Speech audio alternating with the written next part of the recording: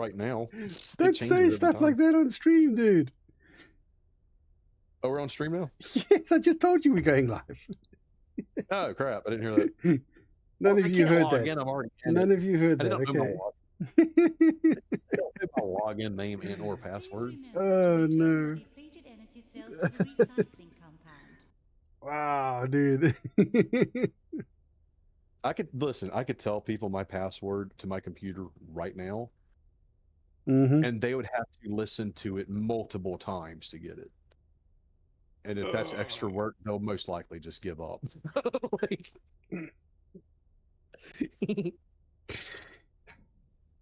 Ay. Why are you saying stuff like that out loud? Sometimes you gotta live fearlessly. Sometimes. Okay. I'm sure the Chinese hacker that hacks your account will be grateful for your living fearlessly. What are they gonna get? They're gonna get money from me. Money's not the only thing, or the only reason they hack accounts. If they steal my identity, they deserve it. Right. With all the bells and whistles. Yeah, sorry for being a little bit late. Had a really good dinner. And I needed to, make some room in the warehouse. I had some really high quality ingredients coming in, couldn't be mixed in with all the other stuff that was ready in the production line. So I had to make sure that the production lines was moved along and the waste products, dropped off at the certified municipal drop-off site. He had quality goods coming out, coming in, not so much coming out. Will the pilot ship ID 16157 please clear the docking bay? Your docking permit has expired. Well, retro Saturday. You know what would have been so funny is if the number they read out now was your passport. Oh man, I know exactly how you would have reacted. Like, oh. I'll be back. Log in, log out, change. You would have logged out, changed the passwords to everything, and then log back in. Oh, Me just logging out. Sorry, I'm just stretching a little bit. It has been so cold yet. It was like earlier today on the Belham stream. It was actually hailing outside. It was like hail, like there was actual hail coming down outside. It's been so cold. Yeah, it's been so cold. I got the heater running at the moment, which is awesome because I don't have to run it on the generator. We actually have had power for a long time, and I'm probably horribly jinxing this right now. But they've managed to actually like properly sort out our power situation for a couple of months now, and it's awesome. It's great. Shit that we had to spend a lot of money on stuff to compensate for their incompetence, but well, this might be a step in the right direction. We have it, and it's. I was planning to go as off grid as possible eventually, anyway, and the plan was always to get a generator first, then the batteries, then the solar panels. I'm 2/3 of the way there already. All right. Nice. I will need to replace the inverter I currently have because this inverter was just a stopgap. But when I get the solar panels, it will be a proper inverter. There'll be... Could you shut up? Fucking announce. No one cares about this alien girl named Susie. Yeah. So, I'll get the proper inverter with the proper lithium, the 5 kilowatts lithium batteries and all that malarkey. So yeah, but I mean, regardless of what happens now with the power, that's always been the plan. Because I want to be you know, I don't think the country will ever go this way, but if anything did happen, with regards to like, social credit scores and all this kind of stuff, Oh, where you're not God. allowed any kind of free speech, and then, oh, we're going to turn your power. It's like, fine, turn off the fucking power. I got solar. I got a generator. What are you going to do? Dude, I'll be on to tell you, if they start doing that here, I'd be leaving. I'd just be like, okay, bro, y'all can have it. Well, this is the thing. I don't think it'll ever get that way, but I'd rather have the stuff, right, than be in Yeah. the shit situation where I can no longer purchase the stuff. Yeah. And I'm Just don't advertise you have it. Just do not 100% advertise you at have their it. mercy. So yeah, But, so where are we? Pilot status. I'm yeah. still around about 2.3 million credits, but I've spent a lot of money in the meantime. Vulture has been outfitted, is running Sector Trader. Mercury is still running Universe Trader, right? Advanced satellite.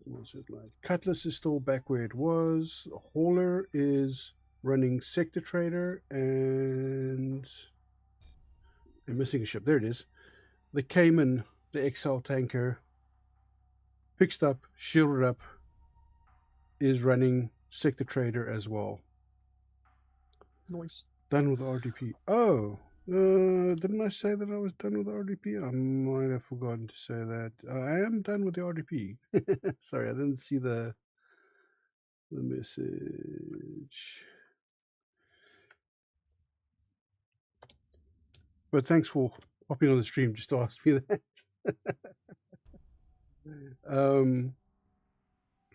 So yeah. So the Cayman is currently also trading. It's obviously not trading anything near its capacity. Okay. I don't think that'll happen until I have my own my own stations and stuff set up, which is from a sort of cluster, from a sort of long-term financial aspect of this playthrough. Stations is the next goal. So I could save up and buy a TL, which 14 million. All you yeah, need is 14. 14 million, but I can get the stations for less than that in the meantime. Yeah, but you're gonna have to. Well, you'd have to think. Was it 5,000 per gate that the ship goes through to transport your? It's 5,000 credits. Yeah, that's affordable. That's Damn, pocket it's really change for me. Yeah. When are we getting the people to join the stream? Yeah, right. Thank you. I just leave myself logged into the RDP. Small loan of $1 million. But yeah, I love this music. I love this ambient music. Yeah. But yeah, so stations is the next way, and I'm still thinking of setting up in that other sector that I was discussing with you last time. Yeah, I remember that. So there's it looks like a good sector. It's a good start. We'll probably set up in more sectors after that, not everything in one sector, all your eggs in one basket kind of thing. But you said it was Argon space, wasn't it? It was Argon? It was an Argon sector. I'll tell you now. I remember that. I remember it had a lot of good things in it too, but I remember it was Eleanor's Fortune. Okay. Yeah. We got a fellow retro enthusiast. Yes. It was Eleanor's Fortune. And there's good amount of asteroids in there. And then the other one was President's End, I think, is the one where it's just asteroids. There's nothing else there. Love your retro streams, by the way. Thank you very much. I appreciate it. I love doing these old games, even when they give me loads of shit and Oh everything my like god! that. Right? Isn't But it still the best? I mean, it's just Yeah. tapping back into that nostalgia. Yeah. Okay, Yeah. the fun times you had, and it's like it's awesome to look at something like the previous game we were doing, Far Cry. Like I never played 2 before, and Right. everyone raved about 2, and I'm like, but it was actually shit. So that Here's just the goes to thing. show you. It Retro's not. it was fun except for just that one aspect of the checkpoints that Yeah. constantly respawned. Otherwise, it would have been a great game. But yes, so you were saying, carry on. No, I was just gonna say that's the thing with retro. It's yes, they are older games. Typically, in my point of view as well, they tend to be because it's biased. Everyone's biased, though. To me, they're better. But the thing is, they still had their issues. Like, Oh God, holy cow! yes, man. And sometimes you have to hold back. You have to really hold back from taking advantage of a situation. But no, I was also going to say for D Dude, I love the fact that you love Retro Saturdays. Like that's awesome. Yeah. But no, yeah. Plenty of old games. Plenty of old games were like, what? No, no, we're not. No, put this back. We're not going to touch that. Oh man, And I then you can. had Sorry, go ahead. I didn't realize no, you were. go ahead. I can remember like first time playing Command and Conquer, like the campaign, the solo campaign. Some of those missions, like, are you fucking serious? How am I supposed to do this? Jesus Christ, buddy! Yeah, that was. Fucking hell, man! Didn't know if I didn't actually know if your wing was going to clip the front of his ship or not. Fuck me, man. Pick a lane, sir. Jeez. I'd seen some bad driving, these last couple of days. Speaking of bad driving, Chica's been big fucking douchebag, yeah. Like we were driving, and we had a hail shower come down, like heavy rain and hail, and people were just on the highway, dude. Like you can't even see the markings on the road anymore because it's just gone opaque from the sheer amount of rain and hail that's falling on it. Because there's like a centimeter of water on the road already, and that centimeter is being pummeled by massive raindrops and hail, right? So it's just this opaque mass in front of you for a road, and you got people like barreling down the fucking road at 120 plus k's an hour. Yep. All right, one mistake, man, like one flinch, one tap at the wrong time, and you're gonna cause a fucking accident. And it just absolutely kills me. Like we had some heavy rain, and I'll generally stick to about 80 k's an hour as the fastest on the highway during that. I mean, any faster than that, even with your wipers at full speed, you can't see anything. Your reaction time is shot completely. You can't see anything because there are literally buckets and buckets of water falling on the windscreen between every swipe of the wiper. So your vision is completely obscured the entire time. So you have a failure of depth perception when that happens, right? I don't know if a lot of people know this, but when your vision is obscured like that, when the light rays, because remember, light going through water like that gets bent. Yep. And that bending of that light, even just a fraction, messes with your depth perception. And that depth perception is incredibly important when judging whether you have enough space to stop before you smack the car in front of you. And it only takes a difference of half a meter to make contact. And if you make contact at high speed, that car is going to go out of control. Your car is going to go out of control. You're going to hit other people. You're going to kill somebody. All right? And I'm not normally a speed kills kind of guy. If the weather conditions are right and the condition of your car is good, okay, and your vehicle is sufficiently capable of performing high-speed operations without, losing control, sure, I don't have a problem with you driving fast. Right. But in bad conditions, if your car is old, your tires are bald, and your steering's shot, don't go racing down the road. You're gonna hurt somebody because you want a thrill, you want a joyride, but you don't have the correct skills or equipment to actually do this, and someone's going to end up dead because you made a bad judgment call. Your entertainment should not cost someone else their life. Yeah. No, if you really want to race, if you really want to speed, if you really want to go out of control, risk, push it to the edge of the envelope, there are track days. Mm-hmm. I'm sure that you can find a racetrack near you somewhere, or a short drive away, that you can go and push the limits of your vehicle and your own driving skills. Go do it there. Yeah. Don't do it on the road. Don't endanger other people just because you're a muppet. Right?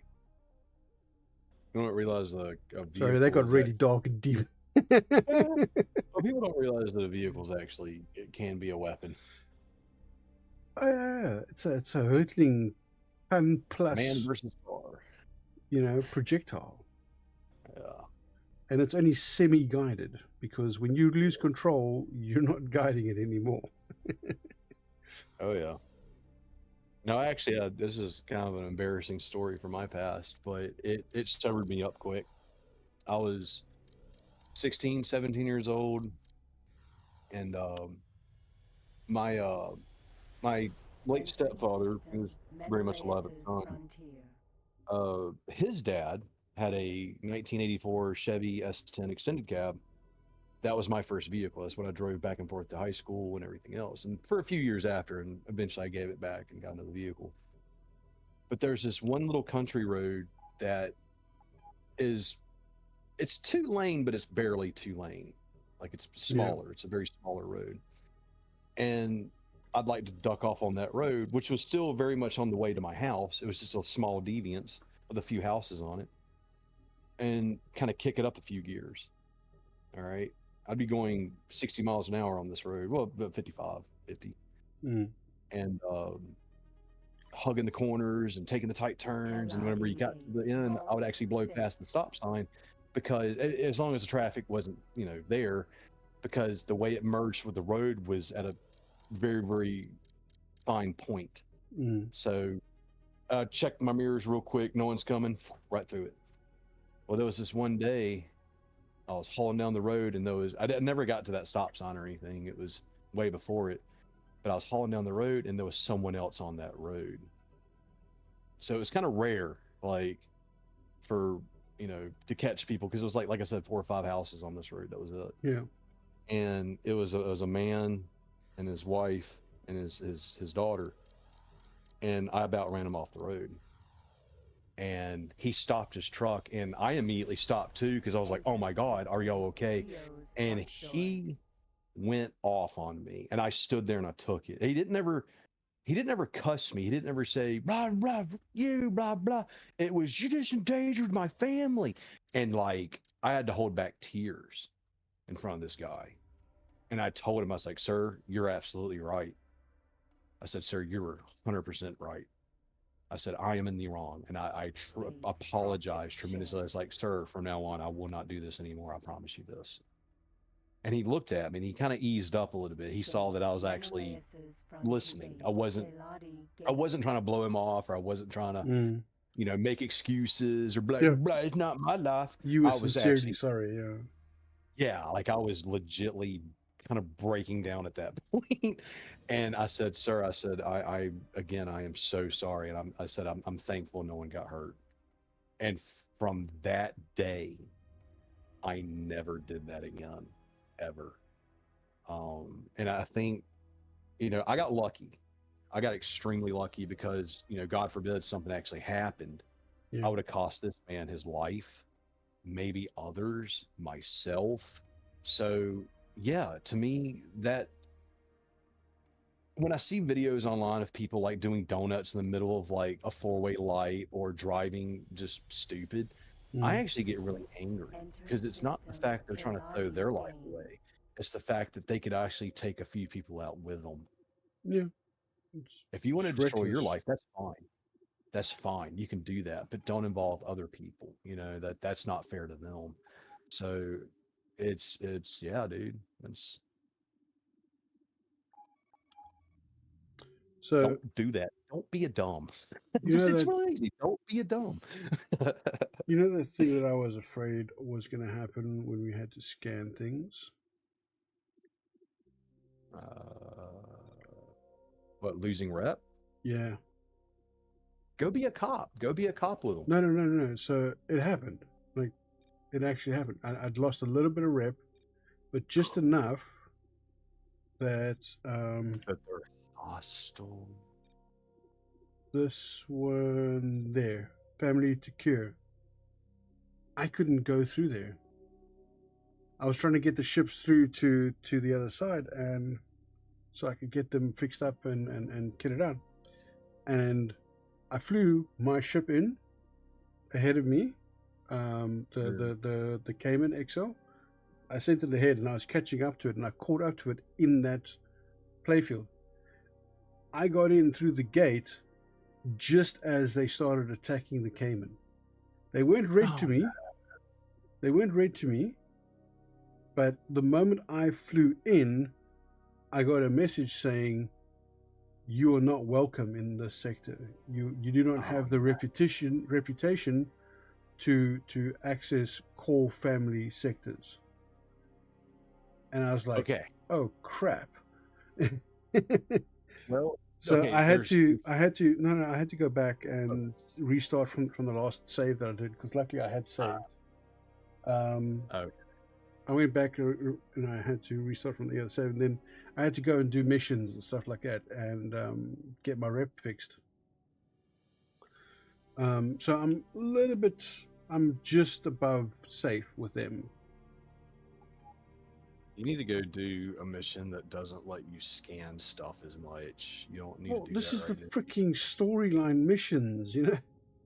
Yeah, but it's not one of those games you can just do story. You gotta go do some side but in quests. order to actually progress the story, I have to do those missions. But this is the problem with the story writing in this, right? Yeah. Whoever's writing these missions isn't going, "Okay, I'm going to send you here, but you need to take a satellite with you." No, they're just going, "Go here, right, now you have to deploy a satellite." "Oh, but I didn't bring a satellite." "Well, that's not my problem, is it?" It's like, well, Right. no, you're a dick. You asked me to come here, and you didn't tell me that I was going to need a satellite when I got here. Now I just have to magically have a satellite? Like, what, just pull a satellite out of my ass? Who do you think I am, Elon Musk? Retro games. Sometimes the plot is stupid. Yes. Oh, man. Yeah, I think. Well, that's what I was trying to tell you the other day. Well, I say the other day, it was what, a month now? Maybe a month and a half? Maybe. How many Retro Saturdays have we had with this game? Oh, I don't I know. think 4 or 5. I think 4. Really should be putting like episode numbers on these things, but yeah, I haven't bothered.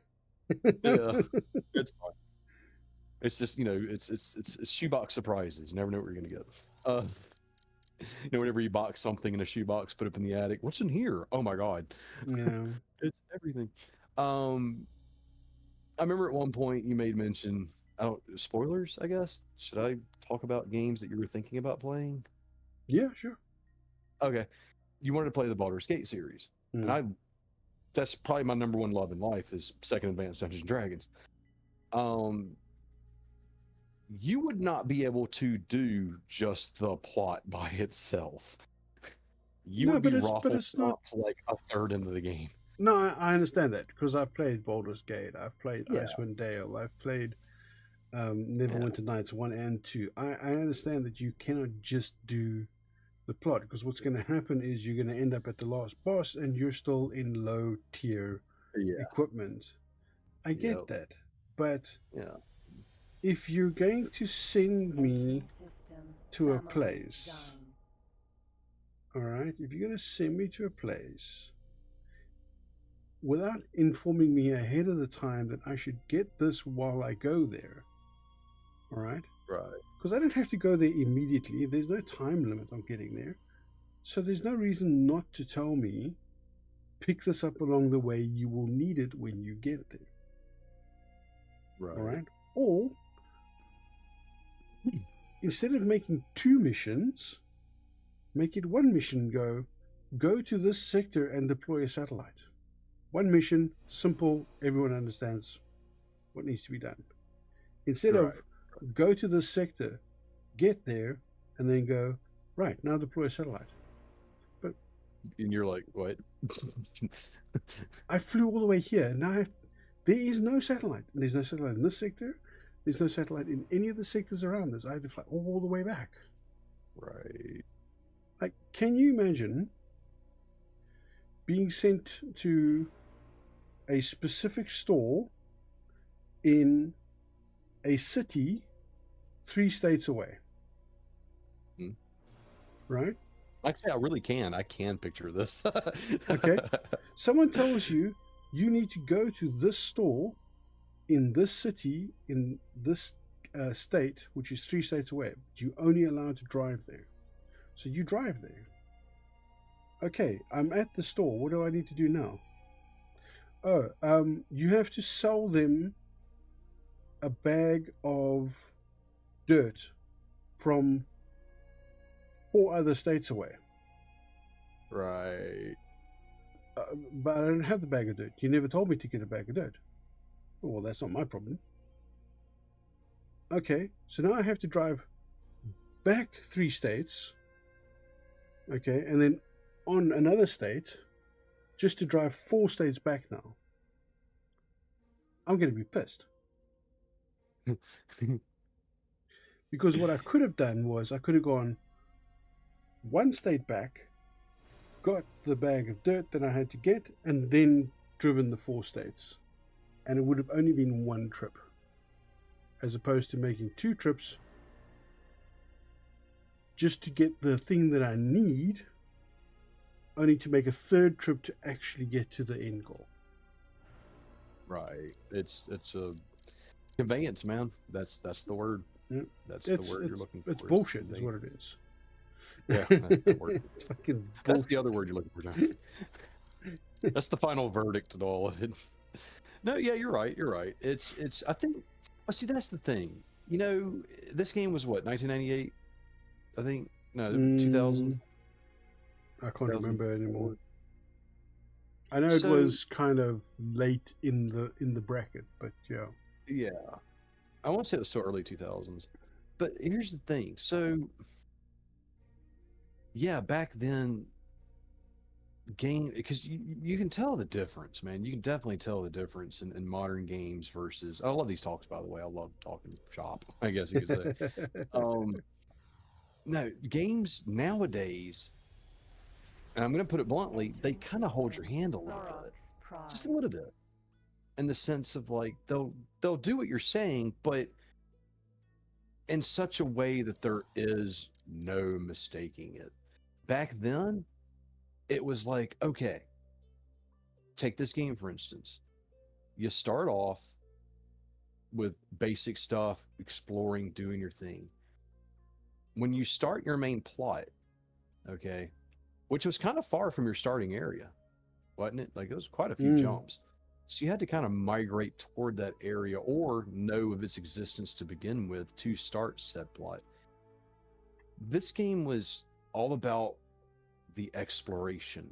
Yeah. Where's this go to? Where's this go to? And you'll pick up little baubles along the way, little trinkets, some satellites, maybe another new ship, freebie just floating in this one sector, which there are some free ships in this game. System, family pride. With all of that culminating into one moment, for all intents and purposes, you might actually have some of those things when you start the single player or the main plot mission. Not always, but maybe. So it's one of those games you can't just jump into the main plot immediately. And that's kind of rare too, because most games do start you off in the main plot, right? This one starts you off on the side of the main plot, almost like the main plot itself is a series of side missions. The main plot to me was always just the exploration, the trying to start your I mean, obviously what start you choose kind of dictates your mentality. I always chose bankrupt assassin. I'm trying to get my empire back, because if you read the actual little story, you were multi-billionaire. Yeah. And then deception, and then you made it out with a really good attack fighter. And that's what you have. And now like 2 or 3 nations are stupid pissed off at you.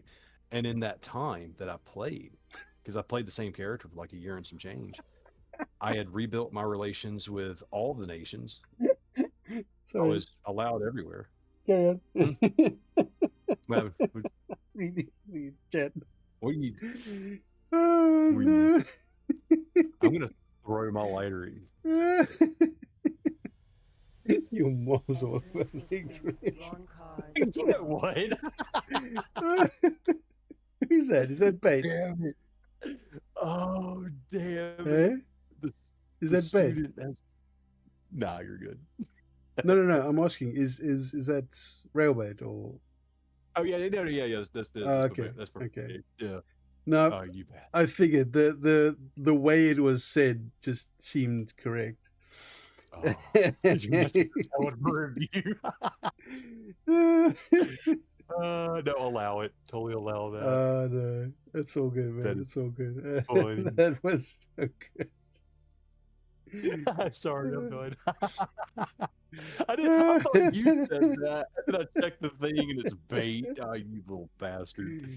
No, look, you're completely right. But I mean, like, depending on what ship I take, I might have bought something here, done something there, and yes, if I was just playing the sandbox game, the very first thing I would have done is gone and bought some satellites, because it's useful to have the satellites in all the different sectors. Oh yeah. But the storyline quests should never assume, all right, should never assume that I will have a satellite on me. Right. Yeah. No. I think that's the in between of current games where it's like, here's the brief, here's the briefing, and then you're like, okay, I know what to do. Versus you just come into existence and you're like, go have fun. Like that was, God, so many games did that. I mean, look at Morrowind. In fact, me and Bait often make the joke, no one really ever beats Morrowind. You'll play it for 5 years. You'll do 5 of the main plot missions. You will get completely lost in that game. I came up with systems I don't think anyone else even came up with of doing things. Spell organization, having all the spells at once, and not. It was so bizarre. But that game taught me a few things. But like, every single person is going to play it differently. And then to a point where you just kind of just hang it up. I've actually seen someone in person beat that game, by the way, and it was amazing. But I was like, you're the only person I've ever even heard of that's actually beaten this game. Yeah. And there were so many others too that were like that. So that was that time period of refining the method. And I think that's why we like it so much, is because it's raw. It's not refined. Yeah. It's not as refined.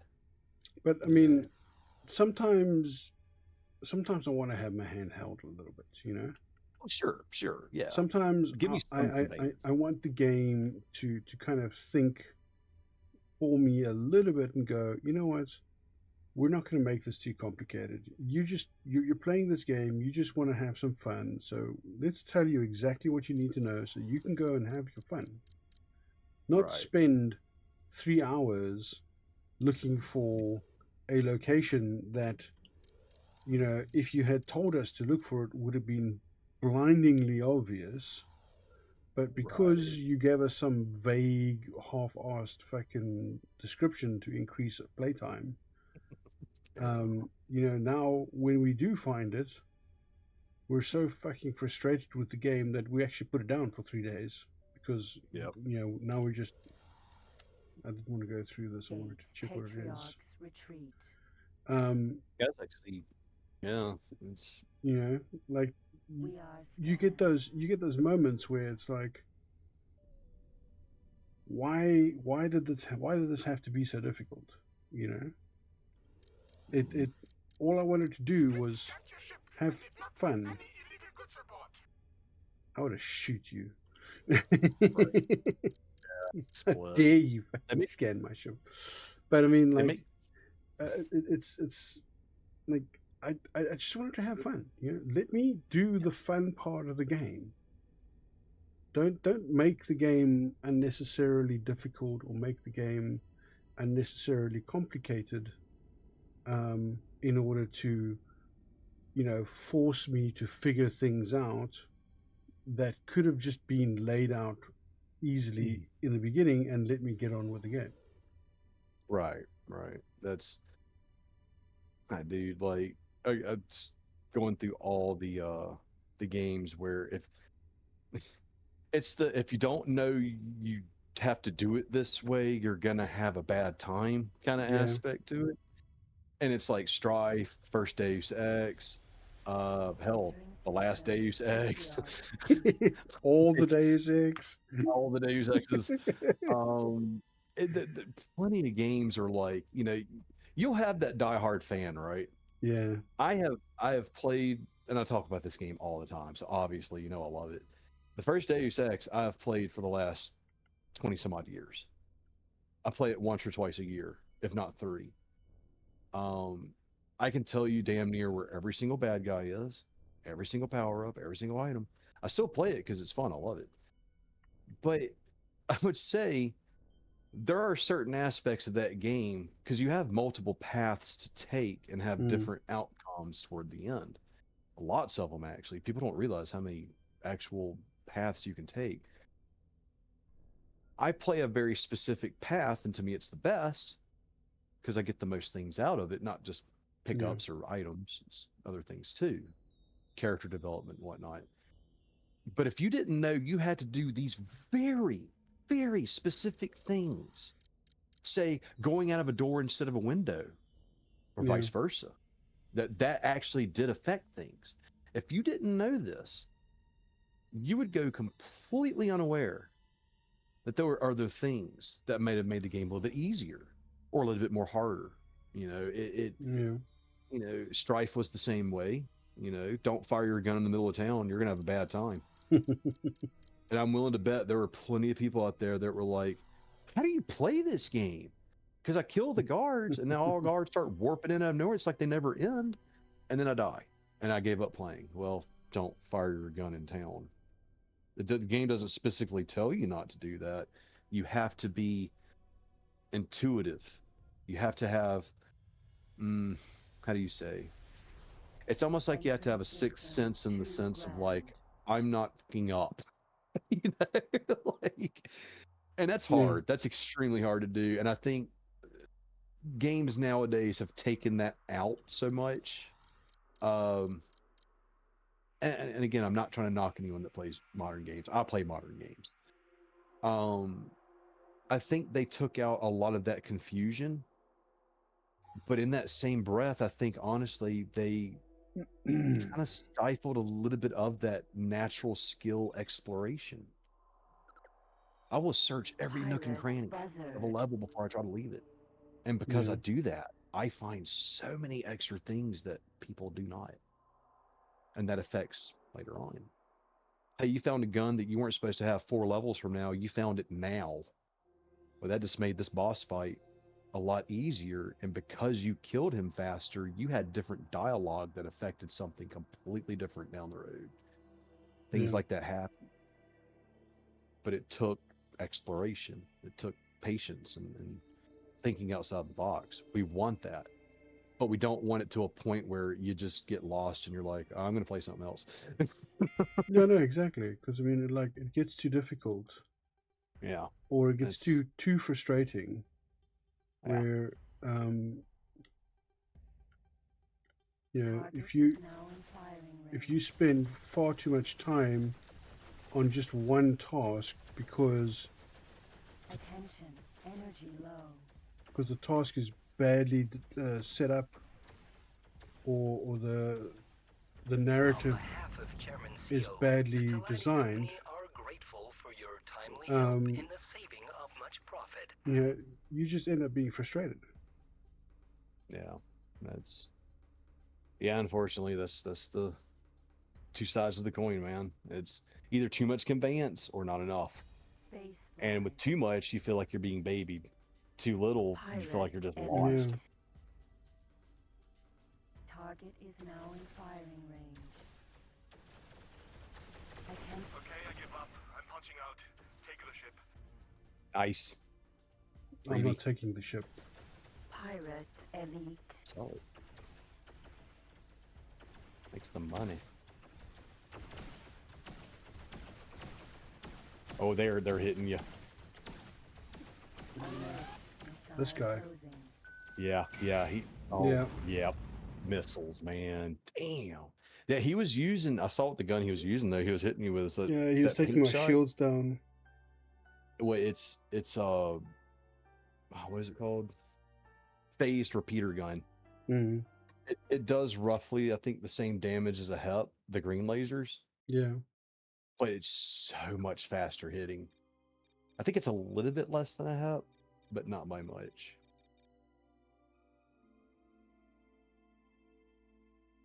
Oh, I think if you like back out, like just hit escape.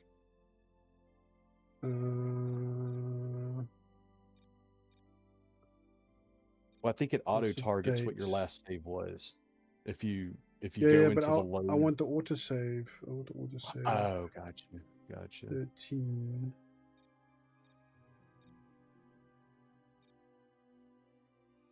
I mean, don't get me wrong, PACs are good. PACs are a really good gun.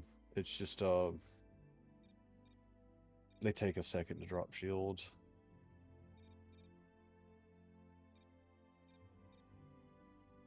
Dates on this are all crazy.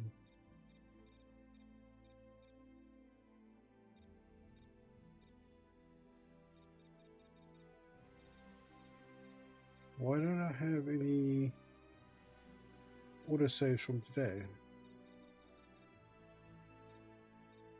Oh, because it only autosaves when you dock at a station, that's why. Yeah, you haven't docked yet. And I failed to dock at any stations along the way.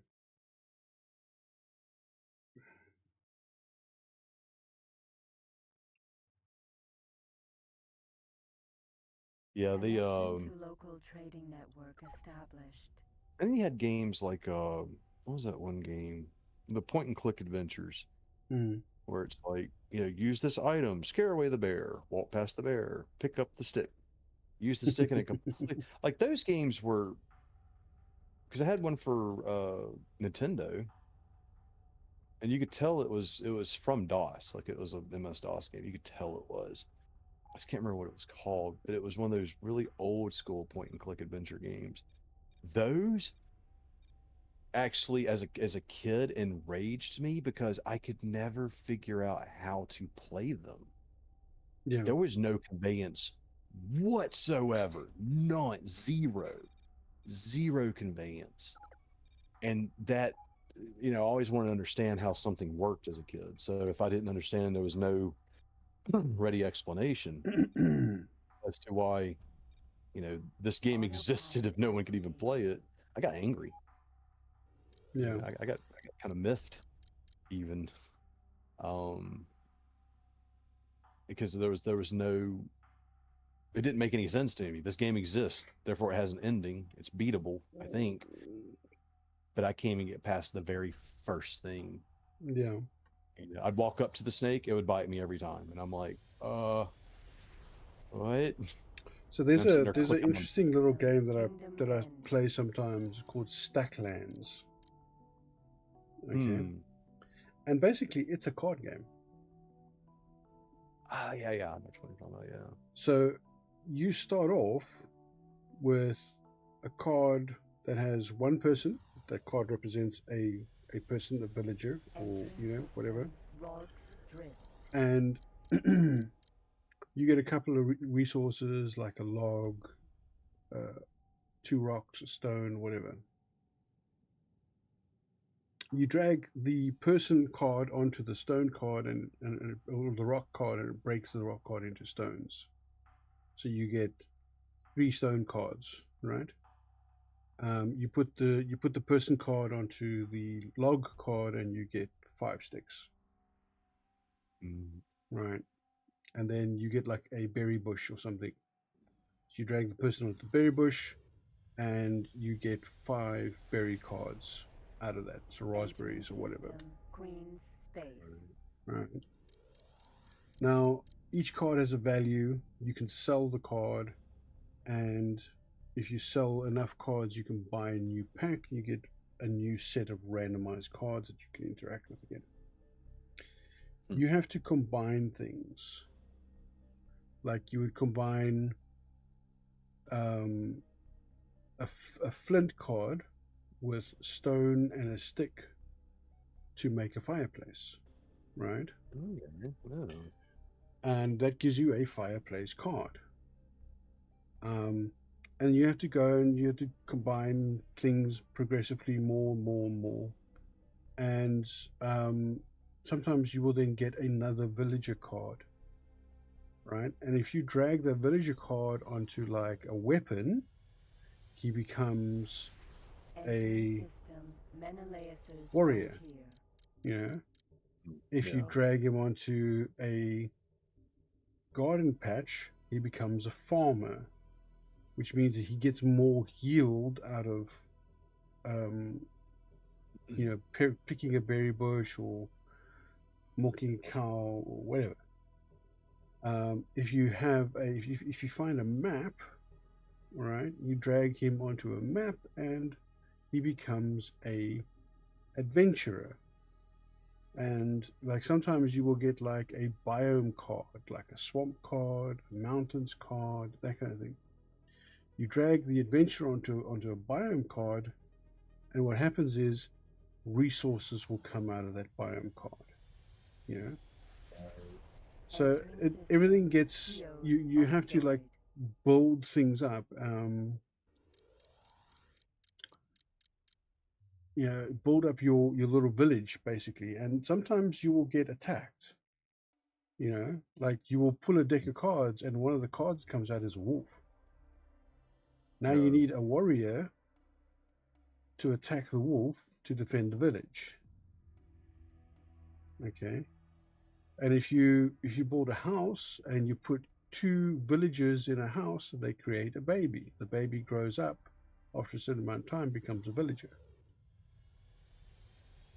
And it's really interesting to. You have no idea what to do in the beginning. It doesn't tell you anything about what to combine with what. You have to just sort of trial and error it out. And at the end of every lunar cycle, you have to have enough food to feed your villagers for the next cycle. If you don't, one of your villagers dies. So you have to make sure that you always have food to feed your villagers. At the end of every cycle, you need to make sure that eventually they have protection, that they have someone to protect them. There was some dude just in his spacesuit there. Did you see that? Yeah. No. Random astronaut. Something happened to him. Yeah, I know. I think he had to abandon mission. So yeah, it's a really fun little game, and it can be difficult at times because you get stuck, and you're like, oh man, I need to progress, but what do I do? And you just gotta try combinations. I mean, sometimes it's just 2 cards, sometimes it's 4 cards that you have to figure out what the correct cards are, So I was actually, when you were explaining how you combine things, my mind went to where it goes. And then you said it out loud, and I was like, huh? But like, you have, you drag a person onto another person, it makes a baby. Well, you take the baby and drag it onto 2 pieces of bread, and some lettuce and tomato, and you make a BLT. What is wrong with you? Baby lettuce and tomato. No. And I mean, it gets Entering system. like it gets Family advanced, zone. eh?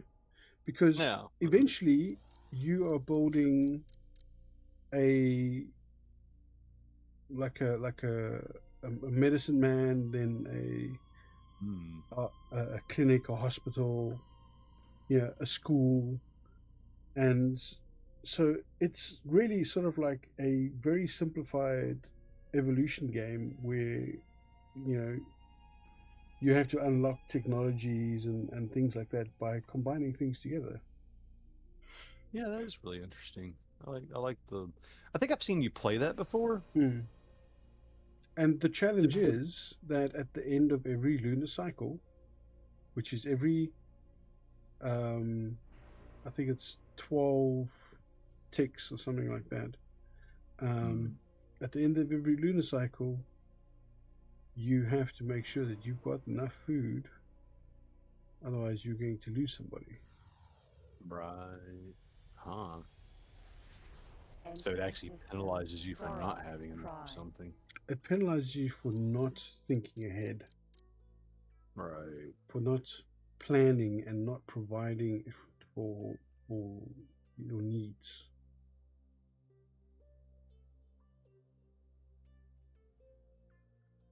You should actually see what that white light bulb mission is. That could be a. Sometimes when you see those, they might give you sector maps. Yeah. Which is, early game. That's great. If you have everything explored, it's kind of useless. But also, they can also offer faction forgiveness through a price. Yeah. So if you ever do get low, you could hit one of those up, and it should bring you back to neutral. It's easier for me to just go and do missions and Sure. Killing pirates or other non-desirables in that space also helps. Right, but just make sure it's ones that the station warps in, because like I said, there's a few things that the pirates can sell that no one else does. Just like how some places sell warp drives, and it's only those places. Pirates are the same way with certain things, and it's only them. Yeah, but I never attack the stations. I just attack the patrols. No, that affects them. The patrols and the stations are linked. But if you ever accept a mission that spawns pirates that are attacking that station, you can kill those all day. The game does not care about those. It doesn't register as actual pirates. But if you actually have random patrols that already exist, don't attack those, because they actually are linked to that faction. It's kind of a weird thing. Same way with pirating ships. I had issues trying to capture a pirate centaur. It took me 3 tries, like 3 successful tries. Like I succeeded the other 2 tries. It just didn't count it. Yeah. But I figured out a way to get the ship. It was kind of a glitch, but it wasn't. I just was experimenting with the system and figuring out what I could and couldn't do. Yeah.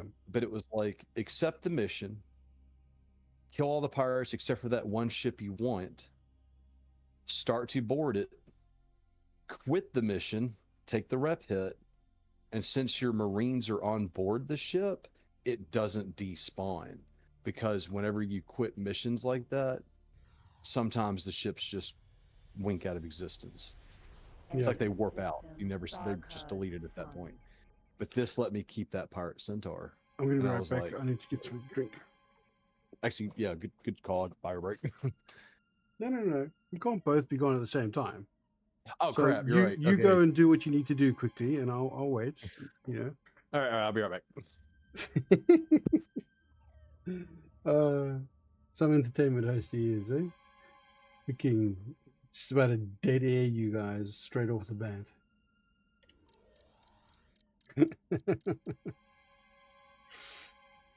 Yeah, I know.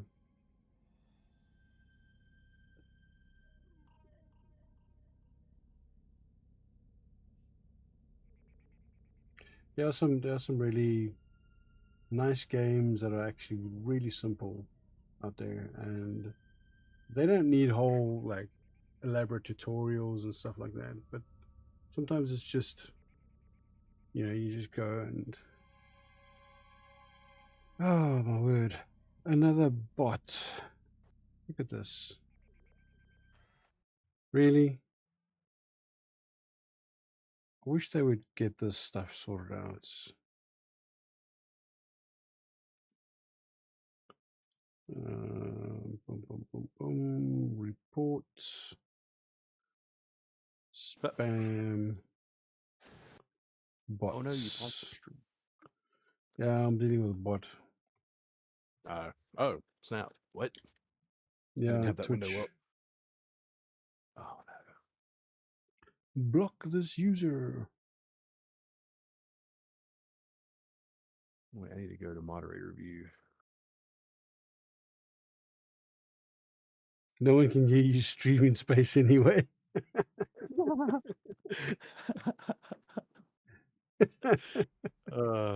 Well put. No. Any case. You gotta watch that boy. I don't All right. watch him. Eli, you have the Yep. controls. Don't crash the God, ship. No. Yeah, I'm gonna crash the ship. No one. Yeah.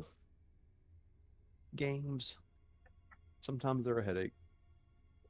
And sometimes they're like the best thing ever. I remember talking about some old games.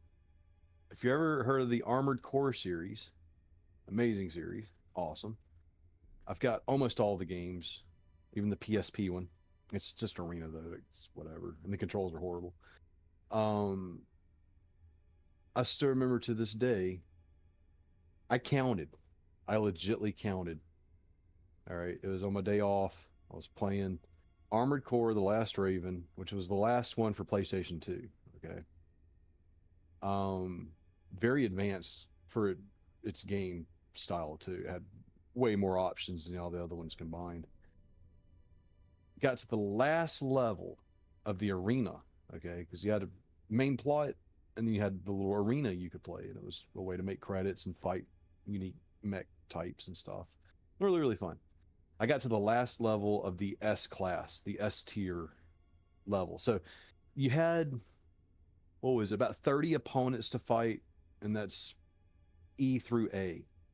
And then you had 10 to fight that were S, superior, what have you. The cream of the crop. The last one, number one, first place. I'm fighting him. It took me 80 tries. 80. It's 8 and a 0 to actually beat the boss. And I'm talking like it took me all day. I played it for that one match, probably close to 5 hours, 4.5, 5 hours. My hands were numb at that point, and I did it. I didn't cheese it or nothing. I straight up did it.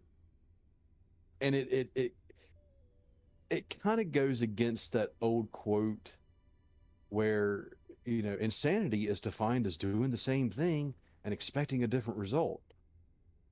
That's just it. I did the same thing. Well, I mean, I changed it up a few times, but I actually went back to my original thing and it won. It just had to push myself to the envelope even more. But it actually still won. It was still the same thing. God, that game was that dude was so hard. He had like 6 missiles he could shoot. I think maybe even 4, just 4. And his main weapon was a big laser rifle, but it only had like 30 shots in it. But if he hits you with either one of those like twice, you're dead. Your max health to 0, dead. And I was working with an assortment of various types of weapons used in tandem with each other for specific roles. And I mean, I would watch the replay footage when he kicked my ass, and I'm like, how does he do it? I have to know. Has to know. And he would just raffle stomp me all day. But the thing was, he was seeing me through walls. Like there would be times I'd be hiding behind something to collect my thoughts, and try to get him, and he's just looking directly at me. Yeah.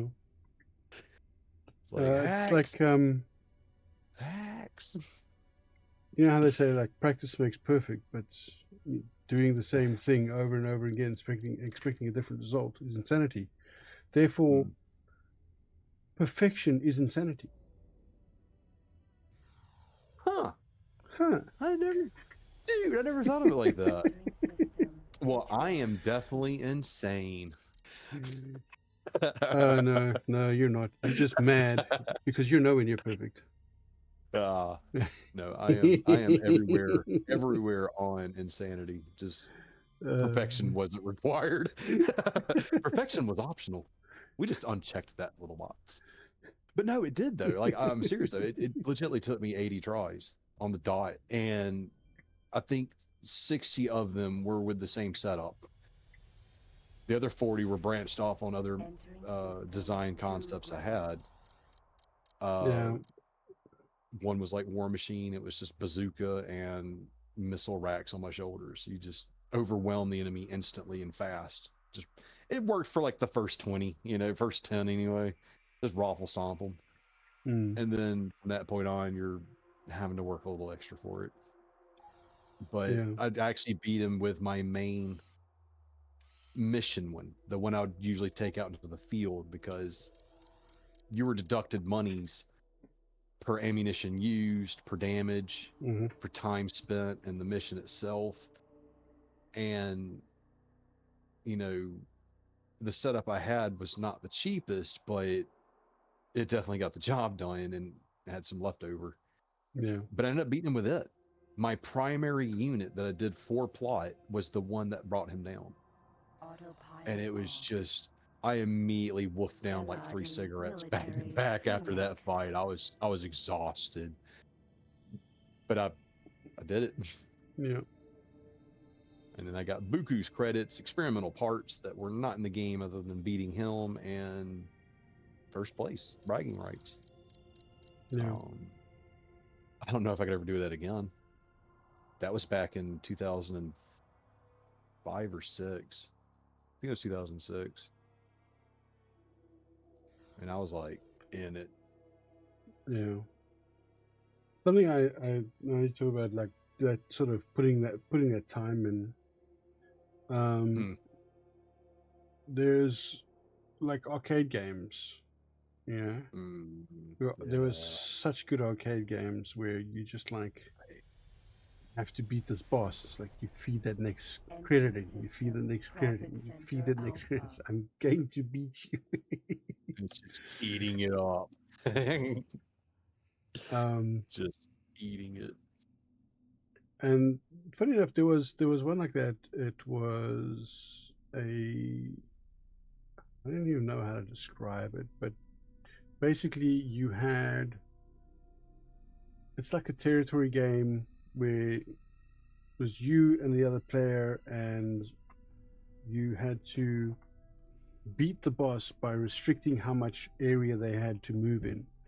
But if the boss touched your little avatar, your little cursor thing that you use to block off areas, like the boss would move around chaotically. If the boss actually touched you, you'd die. Okay, you'd lose that level. And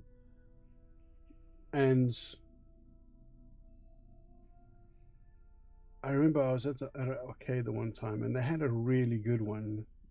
They had all sorts of like, it was Macross, Gundam, Heavy Gear. What's the other one? All the mecha anime was like the background pictures.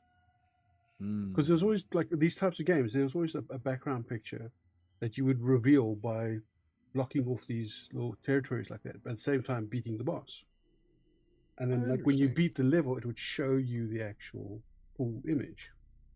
Right. Oh, that's cool. And I started playing this, and I think I was about 2 or 3 levels in when another patron at the arcade came and stood next to me and started playing, with me. And the two of us just went at it, hey? We just we beat that game that afternoon, but we played for what must have been like 3 or 4 hours. All right, just working together, making sure that, you know, if the boss was on my side, they were grabbing territory. If the boss was on their side, we were grabbing territory. And eventually, you know, you get to the point where the boss can't move anymore, and then you beat the boss. And this is just a random person, but never met before in my life. And you know, when we were done, we said, "Awesome, fantastic, good job," and we went our separate ways. Yep. And that I'll always remember that person for that one thing. Don't know who they are. Don't know what their name was. Yeah. Wonder if in this exact moment they're thinking about you too. That'd be Probably awesome. not. Entering system PTNI headquarters. I think we're all kind of mentally connected like that. But if you start thinking about a friend I you will haven't seen in a say, while, Satellite factory. I will say that this person was a gamer. This person was a gamer, and they would still be a gamer today. I'm sure of it. right? Computer plant. Alf docking granted. Autopilot activated. So, you know, in whatever capacity that they would be able to, I'm pretty sure that that person, if they're still alive, of course, would still be a gamer today. The Telati company is pleased to make profits with such You know, as you. it's Welcome. it's real funny that Connection to local trading network. you know I get annoyed a lot of the time about the times we live in and all the BS going around and everything else, from plagues and diseases to politics. I won't get involved in either, but what I'm saying is, I'm still, you know, plus the infancy of space travel, okay? Because you know, who doesn't want to be flying around on a spaceship like it's a common thing? You know what I mean? That'd be awesome. Yeah. But I will definitely say this: I am like stupid thankful I was born in the generation that actually has video games. Like straight up, dude. Like that's fun. That is like, yeah, its own little avenue of creativity that is rivaling the movie industry by like a lot. It's interactive movie. Yeah. It's the, you know, the motion pictures of books and ideas, but just totally 100% immersive. You can steer your little spaceship wherever you want to go. You know, the only restriction you have is the areas you can visit. That's it. But I like to think this game's big enough to kind of satiate most of that. But yeah, dude, keep playing them games, dude. It's fun. I had a relative back in the day that used to pick on me. Is that all you do is play the games? And I'm like, no, I do other stuff too. But he was like, oh, that's just a waste of time. And I'm like, if you're having fun, it's never a waste of time. Yeah. Like I would much rather be spending my time, you know, hanging out with my friends that care about me and me them, and playing games with them and interacting like that, than just sitting in my room doing nothing. So I think the internet has also afforded us these days to be able to make friends that we would never have been able to make before. Yeah, exactly. Like, the chances of me in South Africa ever meeting you in the United States, all right, unless I ever traveled there or you ever traveled here, both of which are highly unlikely. Because I mean, I don't have a reason to spend the money at this point in time. Sure. To go to the States. I would like to go to the States, but you know, I don't have an actual like proper reason other than just tourism. Legit reason. It's a legit reason.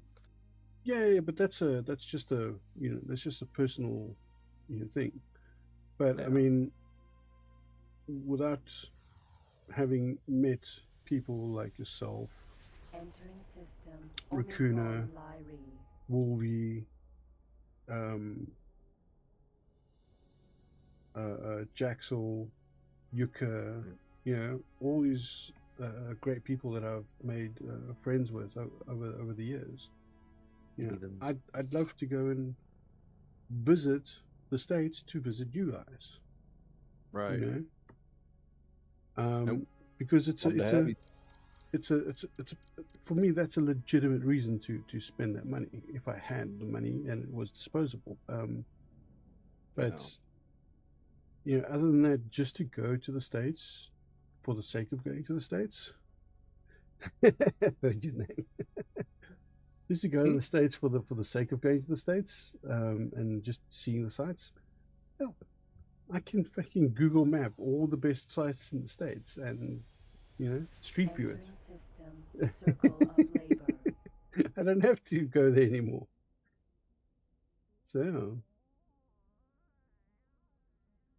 what have we got here? We've got some pirates. Those are Novas. They look like they're heading away from me.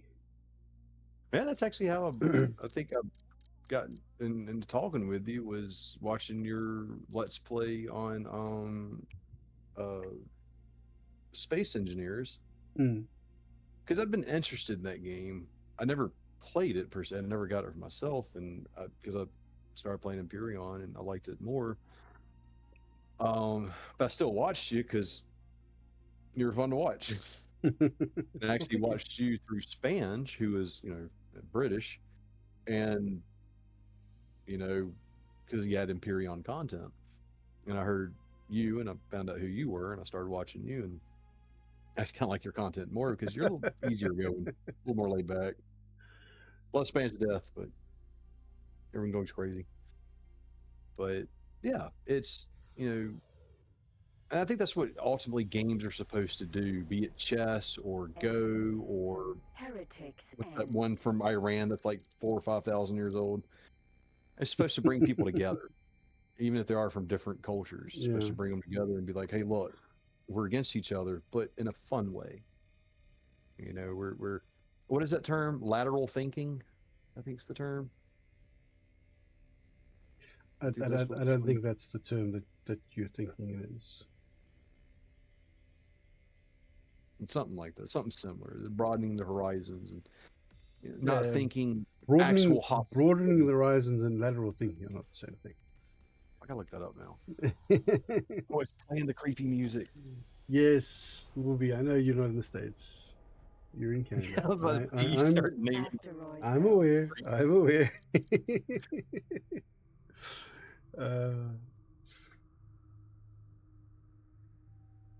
Okay. The part of Canada that you live in is one of the parts that I most want to go to because of the actual nature of the nature that you have, the general environment is. I've seen lots of pictures and it is so beautiful, and I'd love to go and visit there. It's because you guys are close to the Canadian Rockies, if I'm not mistaken. And I mean, the Rockies in general, especially on the eastern side, have some very beautiful places all along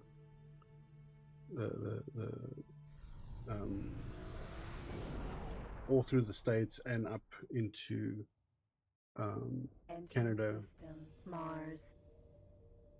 So yeah, it'd be fun to go to Canada. I banned Juris, by the way, because Juris is a bot. Okay. Yeah. Oh, I thought that was an actual person. No, Juris was a bot. Definitely more nature. Well, an hour to the west, yeah.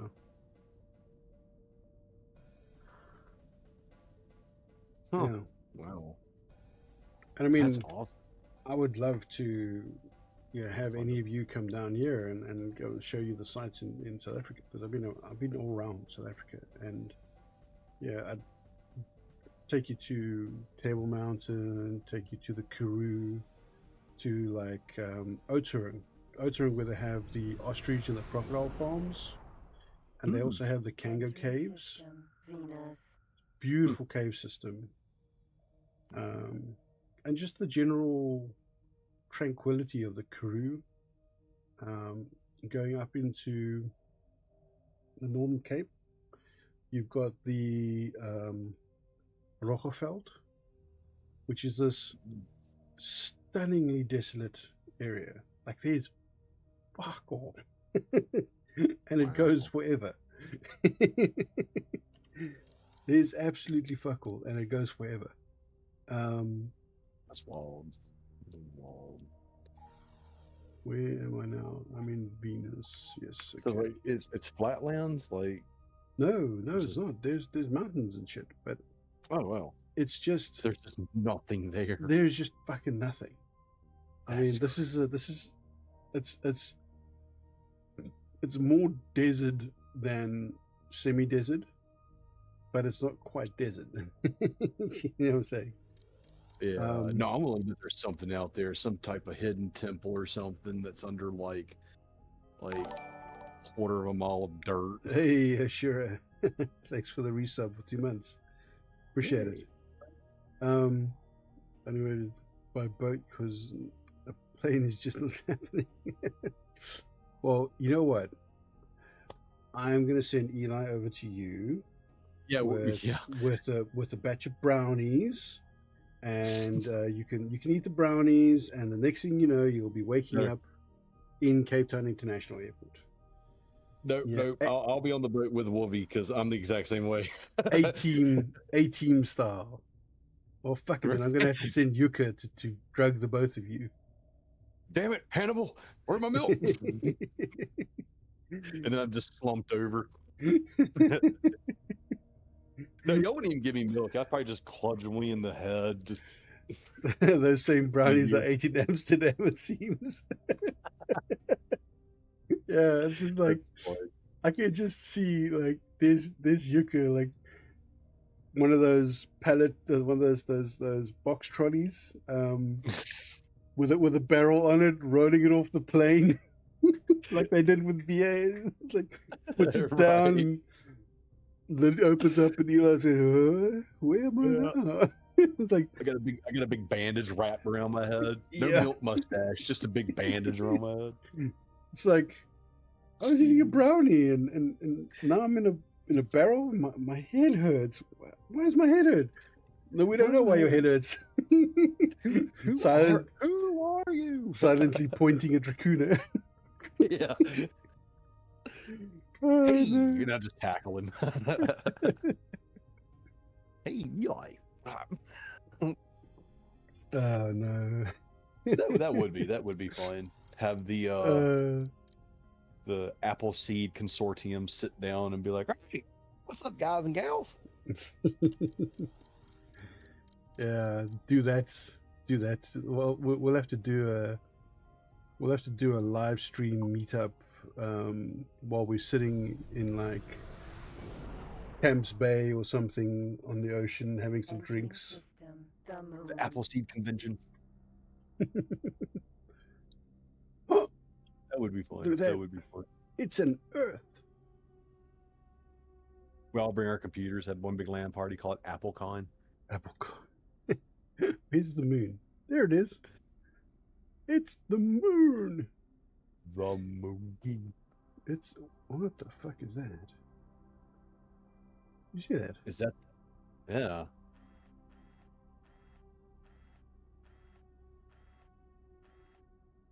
Oh, it's a heavy lifter.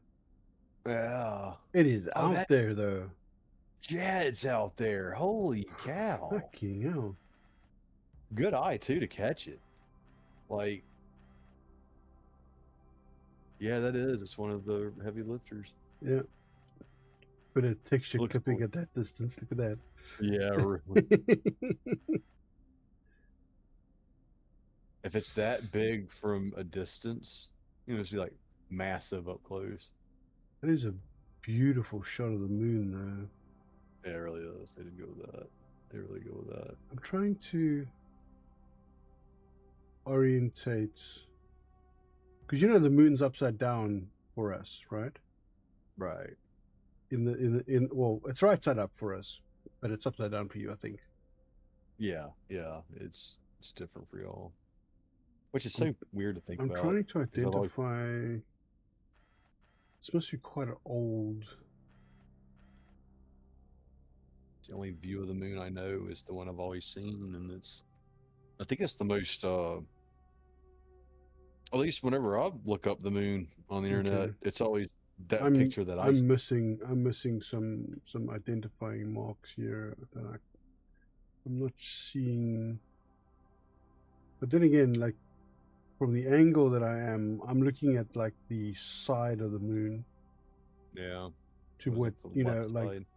this area here is the area that I'm used to seeing. I'm not used to seeing this side over here. So it's difficult to really identify, like... Orbital defense station. You know how rare of an orbit that is, though? Some that Appleseed place- beverages. Yeah.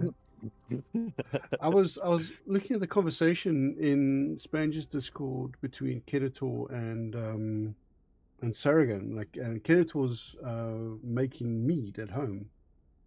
That's awesome. And I was actually thinking to myself, you know, it's a pity it's so difficult to sell alcohol online because, you know, there are the Appleseed brews that are in Reforged Eden, right? Yeah. I could make some stuff and name it like that and then sell it online, but it's you know, that's difficult. I'll have to just Here's what you do. You take and make your brews, but don't put any alcohol in them. Just make them like soft drinks or something that you would mix with a drink. yeah, Okay. but even selling that, I'd have to get an exporter's license and I'd have to get a beverage license anyway to be able to export that to sell that overseas. I wouldn't be able to sell that. Hell, I probably wouldn't even be able to send it to anybody, even if I wasn't selling it. Partnership with someone that lives in the States and have them do it, and you send them the recipe and the formula, contractual obligations and everything else aside. Is someone you trust? Man, that is just that. I mean, like, there's way too much like paperwork for that. Yeah. Well, yeah, I guess it would be cross-continental laws and such. Yeah, it would just be, you know, crazy. Like I said, it had to be somebody you trusted, like you really trusted. Yeah. But I suppose what I should actually do is just have like 3D printed prop bottles. Yeah, that'd be fine. Yeah, I suppose I could do that. Something that would fit on a an actual like beer bottle or something. No, just like a whole 3D printed prop bottle. Oh, okay, gotcha. Yeah, that would be fine. I could have the bottles mass printed, and then just have labels made up for them that you stick on, and then it's not an actual. You'd be overwhelmed rapidly by law and shenanigans. Indeed, yeah, it's probably because. Wait, didn't Spans try to do that with a cube keychain, like the core cube, you know, the core block, and they said that he couldn't do that because it was basically like copyright infringement or whatever. Because he doesn't own the concept of the core, therefore he can't sell that and be like, "Oh, it's an Imperion core." I don't know about that. That's like me trying to make like Smurf toys and being like, "Hey, I'm selling Smurf toys," and they're like, "You don't earn the Smurfs. You can't make profit off copyrighted things." Although I think Smurfs would kind of be vague because who the hell owns the Smurfs nowadays? Well, you see, that's the thing. Like, I could give it I could like Appleseed Brews is entirely original IP. Okay. Oh, okay, yeah, that's true. So I could definitely do that. But it would be like if I had to like take something from the game itself, then yeah, I could understand that. But you wouldn't be able to sell it, but you could give it away. Give it away, give it away, give it away. You know. It is something you can give away stuff from other people's IP. If you created it and you give it away for free or as a prize, you know, then there's no implied monetary value to it. So it's you're not actually selling it. This is a delicate situation. Taking this split is probably the only way we can get to the bottom of this, but we have enough people against us at the moment. This could take a while, pilots. In the meantime, enjoy the view. Not many people from outside the inner planets gain access to the moon. We will contact you with your next assignment. Oh, Attention. he's mooning Today you. there is a sale in the toy shop on level 3. Don't miss the special offers. I want to see No, what the that's it. special. That's it exactly. Yeah, sure. Like I said, I can give it away because there's no monetary value attached to it, and you know it can be a non-monetary or a zero value reward or something like that. You know?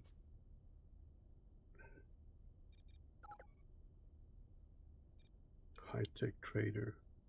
Okay, so that's what the trader looks like. I like how it's got like the reverse thrusters there. That is cool. Yeah. That looks pretty cool. The two ships look weird though. I mean, they just. Well, they're different. I'll say that they are different from everything else. And they make kind of think Boron a little bit. They've got a very distinct aesthetic to it, but then all of them really do, you know. But it's just like it's so different from the other ones that it looks out of place almost. I think Argon and Parent are probably the cleanest design looking ships, if you know what I mean. Like their symmetry is good, their overall shape is good. Boron and Terran kind of share some similarities. It's like the energy weapon department, I believe. But yeah, Talati are kind of all over the place, and Split have this weird aesthetic where the capital ships, if viewed downward, look like actual physical weaponry, and the rest of it's just jagged, sharp angles. Like, look at a Jaguar. Look at the Split Jaguar. It looks like it would just straight up give you tetanus. Hey, well, thanks very much for the $2 super chat. Howdy, howdy. Yeah, look how badass that looks, though. That looks really cool, actually. Yeah, it does. It almost looks like something you could do in Period. Yeah, kind of do. Yeah. And unfortunately, they haven't figured out how to do certain angles. So it has 3 forward, 2 reverse on each side. Check the windows out. This is quite a big ship, if you think about it. It's your ship, isn't it? No. That's a hauler. Okay. I thought this was your your other ship that you got. Saber, I think is what it was. Like that.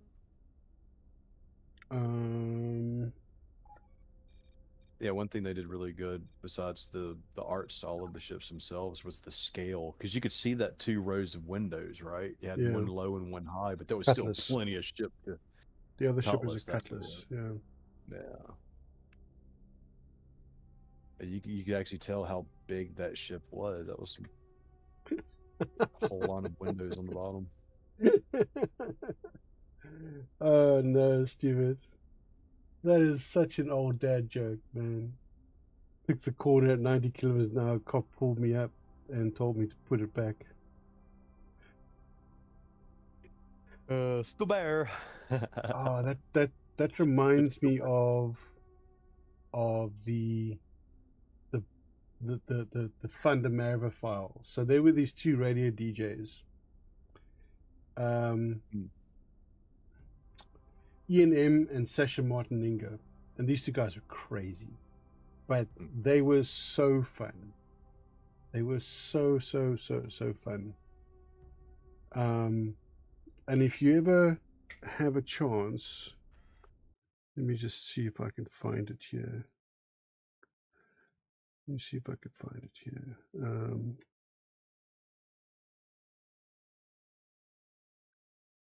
Whoa, this made a gurgle. I did not like that. No, I remember what I was going to say though. I want to make a shirt that's I joined ASC and all I got was this dumb T-shirt. Or I became a cloney boy and all I got was this stupid T-shirt. I have a picture of George Clooney on it because George Clooney. I still remember making that joke like 2 years ago. Oh, that's so funny. So it was ENF. F is session one, Nigo private eye. Okay, hold on. So make sure this is the right one. You guys are going to hear some audio now.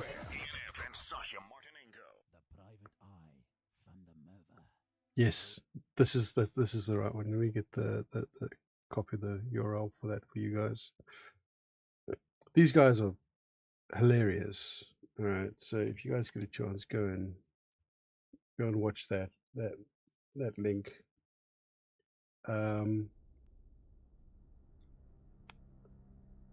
Where'd you post the link?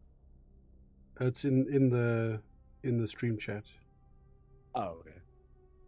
So actually, I think that would only put it into. No, it should be in YouTube as well. I see it on YouTube. So yeah, that got a puncture in the tire. She pump, I pump, she pump, I pump. Then we got they can't fix the tire. Yeah. So it's just a collection of those jokes that they've strung into a story, and it's hilarious.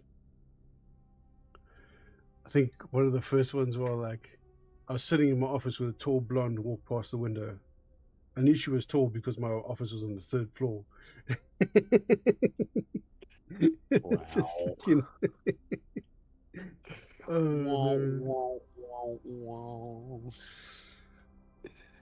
That was funny. Right. Good Lord, what is that? Is that a shipyard? Oh wow! I love how big.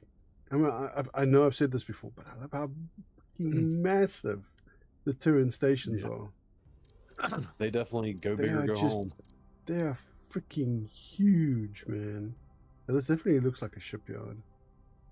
The spikes sticking out there and everything like that. Yeah, I think you're right, actually. Hey, how's it going, Rakuda?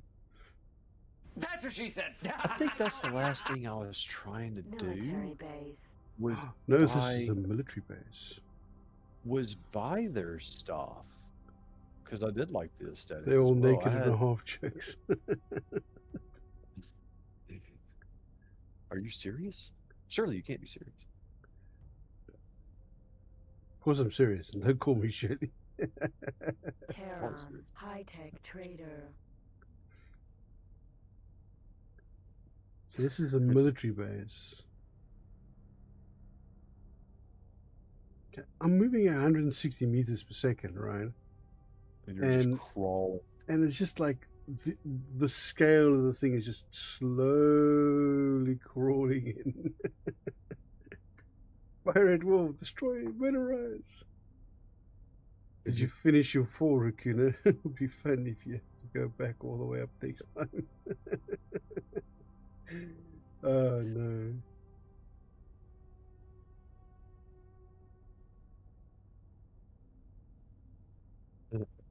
So,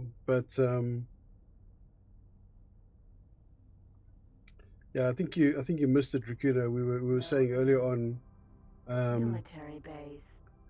We need to get you to go around to Eli and Wolvie and give them each some special brownies so that they pass out and they can, when we fly them here to South Africa, we all have a big old meetup. I wake up all groggy. I'm like, all right, let's do it. Don't tell me how I got here. I don't want to know. I'm loving it. The drugs are kicked in. Touch my... No need for the brownies. Are you just gonna like whack a man, like knock him out, and stick him in a suitcase or something.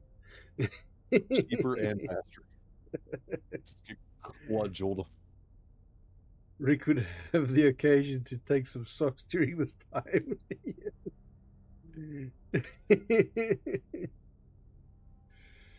Oh no. Oh no. It's called chloroform. No, it's nap time. It's called nap time. Yeah. It's Kitty's nap time. Just out instantly. Yeah. Nappy gas. No, no. Nappy gas is something else entirely. Nappy gas is something completely different. We don't want nappy gas. Nobody wants nappy gas. It's stinky and nappy. That's the name of this love potion that you have to put on. Love potion on a t-shirt. No. That's the old, like, hey, does this cost you chloroform? I got chloroformed, and all I got was the stupid shirts.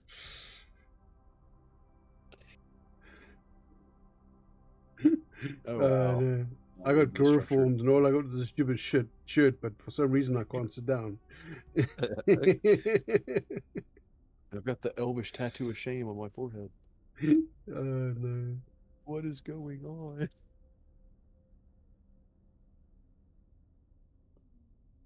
Man, this station is freaking huge. I'm just terrified you're going to hit a freaking invisible wall. Mm-hmm. Just bonk. And the lotion it puts on its skin.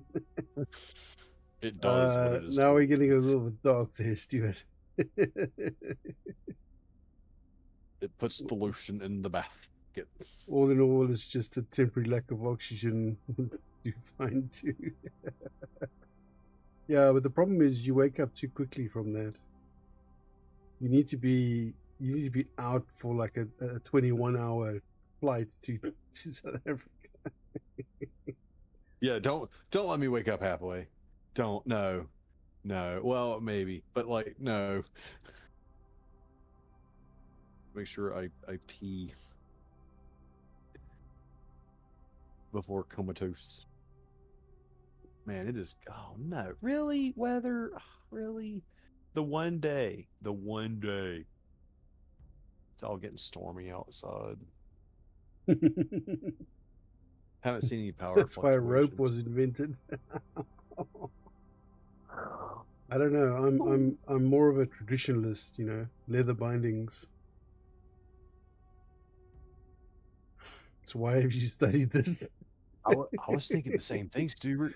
Orbital defense station. You're too informed on chloroform there, sir. I has a nervous.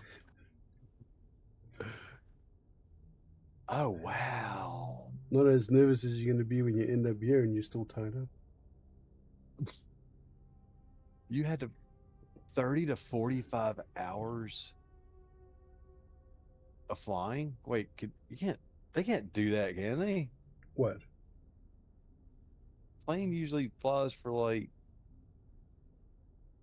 8 to 12 or something like that. I think it's like a 16-hour flight from Atlanta to Cape Town.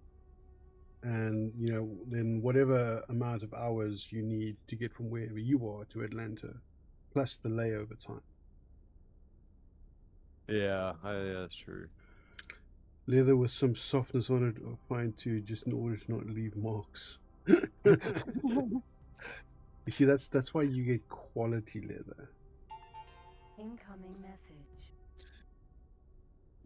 I feel dirty. I'm in danger. And of course, if you use the right kind of report to me for your next assignment, Ray Shiyama. Okay, gotta go to Mars. Transorbital accelerator, Venus. Stopover in France.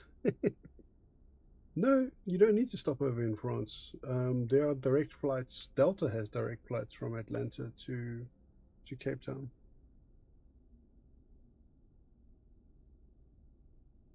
Wait, if you're going that way, wait, is it in Bermuda in the line of that flight, or am I thinking somewhere completely different? No, it is. It is 100%. You're flying through That's the terrifying. you're flying through the Bermuda Triangle. People still they do that. Yes, I thought because you weren't supposed to do that. ever since we invented GPS and figured out that, you know, Bermuda Triangle was only a problem because people got lost. Well, why have so many planes and ships disappeared from there? Because people got lost. I don't know. I still think that place is like a portal somewhere. We just don't have access to seeing it. Well, Vancouver to Cape Town is 32 to 45 hours with a stopover in France. Okay, so it might be flying then. You're flying over to Europe and then down, if that's the way that carrier travels. But if you flew to Atlanta and then boarded a Delta flight from Atlanta to like, I mean, how long would it take you to fly from Vancouver to Atlanta, for instance? I still grew a pretty decent journey. It's a long way. I'm sure it is. I mean, it's right. It's diagonally across the United States, because Atlanta's like in the bottom left, bottom right corner. Oops, sorry, Georgia. It's bottom right hand corner of United States. So you're flying like the longest way, like from Vancouver, Really? which is in the very top right corner of that. You know. Damn, that would be. Hey, Shinobi. Delta, don't they have any alpha flights? Oh, no, stupid. You're on a roll tonight. All the dad jokes. Is it Father's Day in New Zealand or something?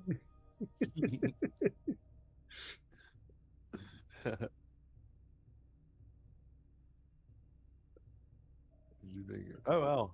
So between 5 to 7 hours from Vancouver to Atlanta, and 16 hours from Atlanta to Cape Town. That's 10 to 20 hours shaved off that trip. That is definitely worth it. I mean, provided layover times or not layovers, but I guess they're Yokohama. Stuff like that's okay. But I imagine you'd probably have to book 2 separate tickets, and it would probably end up actually being more expensive. That, and I'm not gonna lie, Atlanta's kind of rough. Yeah, but I mean, you don't leave the airport though.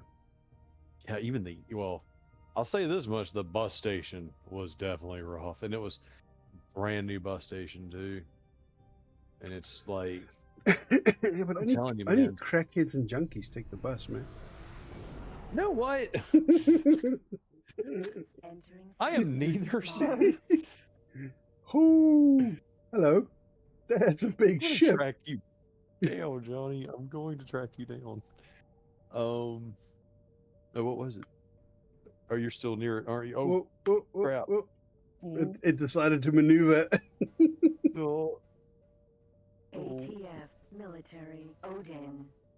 ATF. Yeah. The ATF. Alcohol, tobacco, firearms.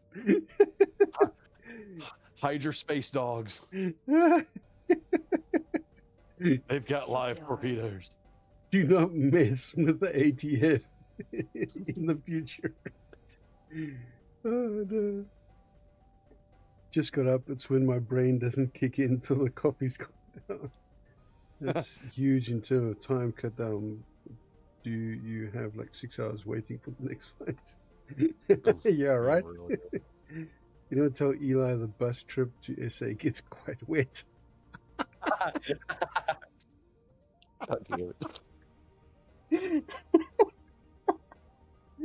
Oh no. I make that joke all the time. I'm gonna drive over there and kick your ass. And it's like, there's an ocean.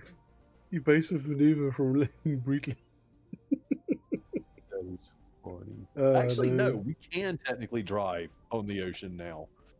I wouldn't advise it, and you're going to need a exorbitant amount of fuel. But like, you know, those Jeeps that convert into like a little speedboat, or Yeah, basically, I call them James you're not Bond going cars. to get far. No, yeah.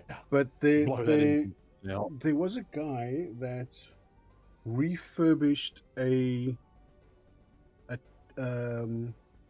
tanker trailer, right? Mm-hmm.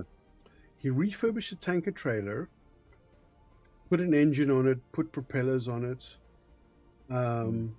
made sure the thing was buoyant and everything like that. And his aim was actually to sail it all the way to Europe, right?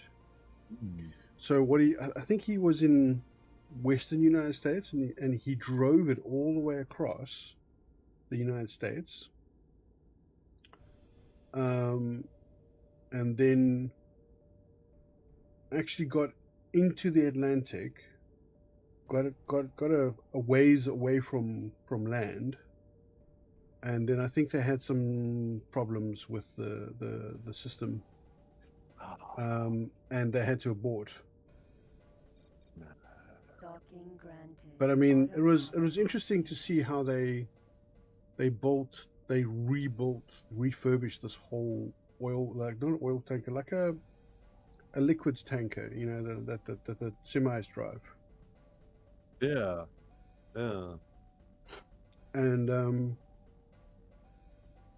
turned that into this amphibious vehicle that he was aiming to sail across the Atlantic. Would have been cool if he did. Well, that would be cool. There was talking about traveling around the world, you know, in a peculiar way. Michael Palin from Monty Python's Flying Circus. Mm-hmm. I remember this as a kid growing up, and I knew who he was. I was amazed that he had the balls to do this. But he had a special on, because I was a PBS kid, if that made it. You probably don't know what that is. No, it is the educational channel for the most part, stuff like Nova and whatnot. But he had a series. I remember this like it was yesterday. Around the world in 80 days with Michael Palin, and he took a hot air balloon. Pilots, we have information on the terraformers. The split acquired the technology to build them from a person named Martin Winters, a Terran. Winters was presumed dead centuries ago, even before the initial terraformer war. We now assume that he fled and had cryogenically frozen himself.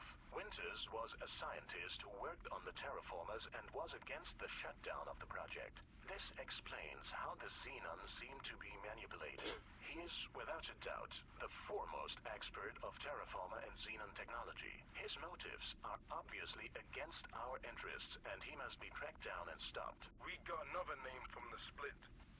Aldrin. Aldrin was a colony of Earth. It was set up centuries ago, but was lost during the Terraformer War. The terraformers destroyed every colony we had. At least, that is what we thought. The coordinates for Aldrin were stolen during the terraformer attack in the solar system. Winters may be using Aldrin as a base of operations. Why he chose that system is still unknown.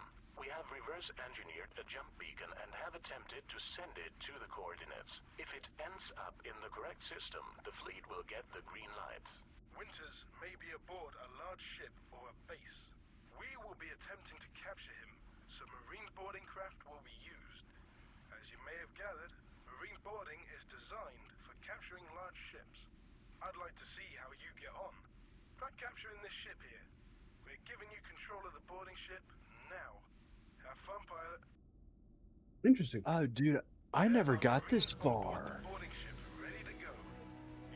They teach you how to pilot.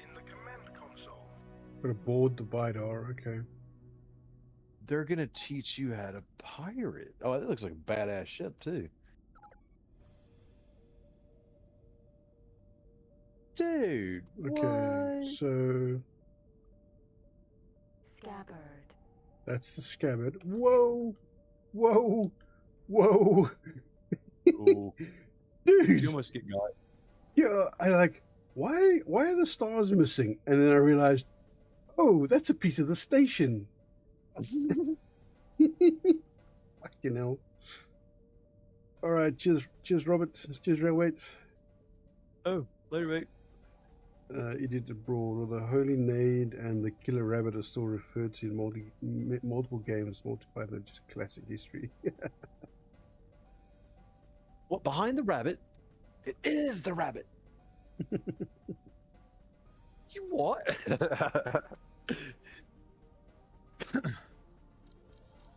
Yes, that is pretty funny. There are some who call me Tim. Greetings, Tim the Enchanter. God, that movie.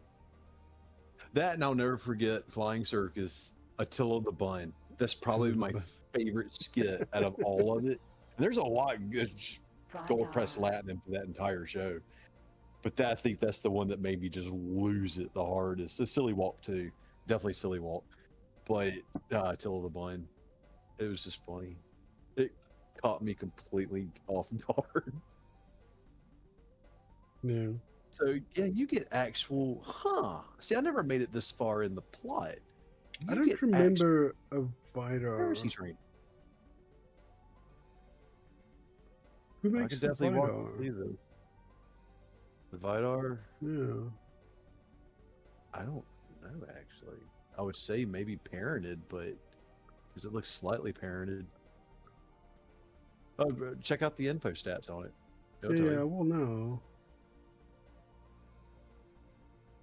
And they don't even tell you what to do to start the piracy, do they? Nope.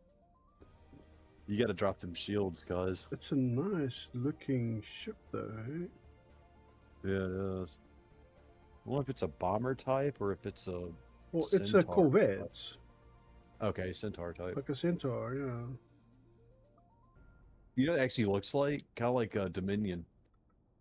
A Dominion ship, in a way. It just needs some purple glowies. Yeah, a little bit. That's straight up. It does, dude. It's not like I don't trust you, but you better practice boarding on that ship over there. I just tell you to hurry up. Yeah, What dude. the hell? Does So, anyone mention the SA Swallow? I can kind of walk you through this.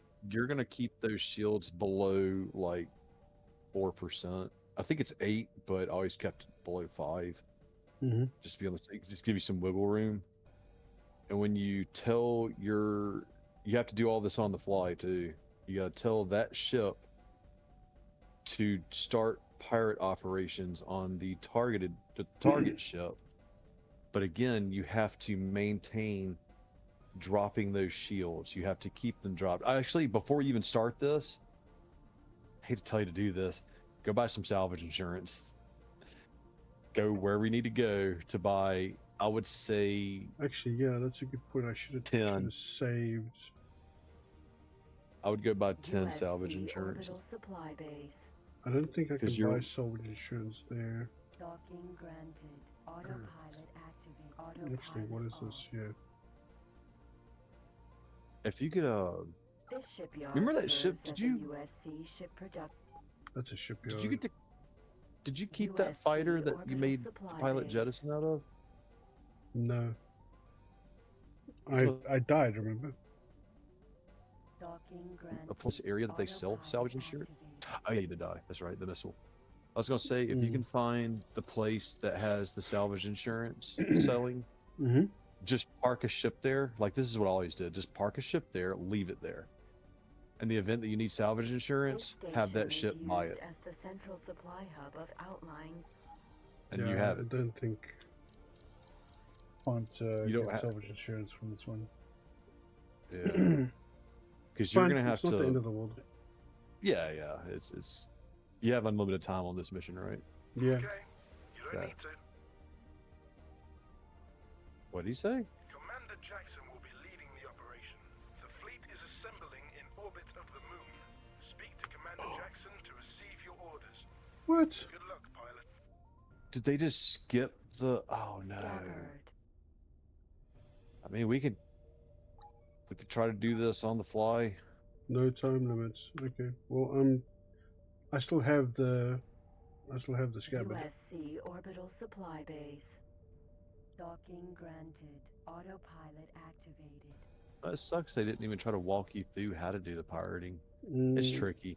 I figured it's it out fine. on my own and then read up on stuff and was like, huh.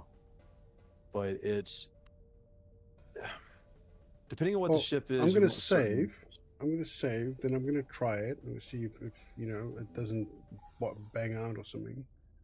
Successfully docked. Greetings, friend. We bid you You're a gonna have hearty to keep the shields Connection to down. local trading network Try to keep them at established. 1 or 2, to be honest. Scabbard. But they have to have a minimum. I think it's below 8%. You tell the ship that has the Marines to start boarding operations on the target ship. Technically, you want to be a distraction for that enemy ship. Mm-hmm. What helps to keep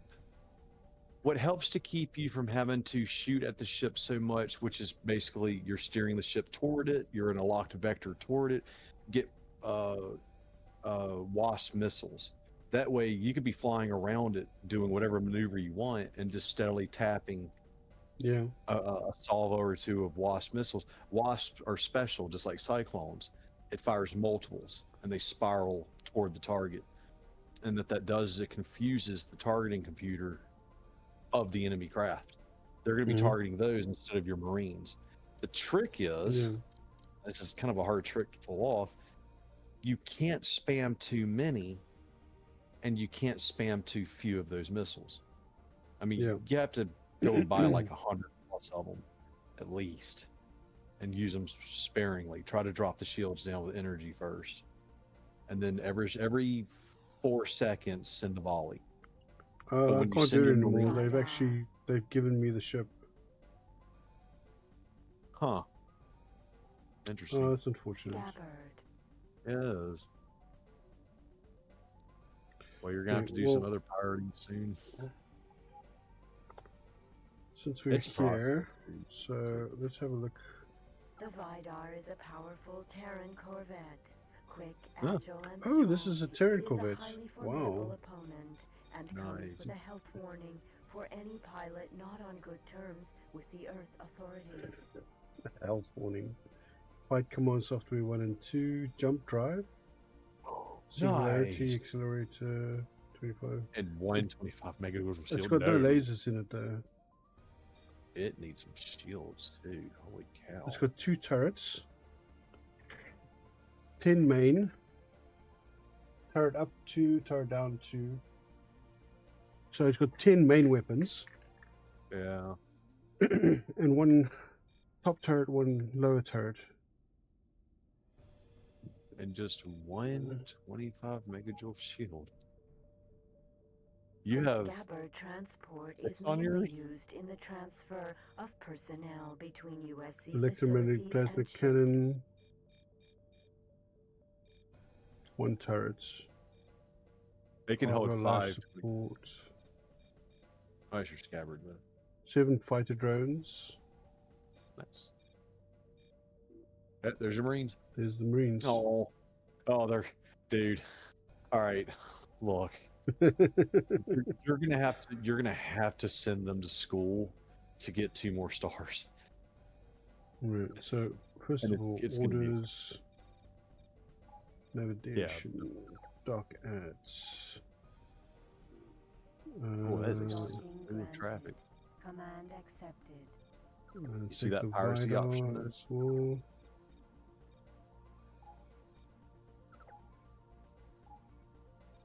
Docking granted. Command Where's the piracy option? Right, Vidar, yeah. If you go into the orders, and in the command console, at the very top. Yeah. Wait. No, it's not that one. I think you're thinking of the scabbard.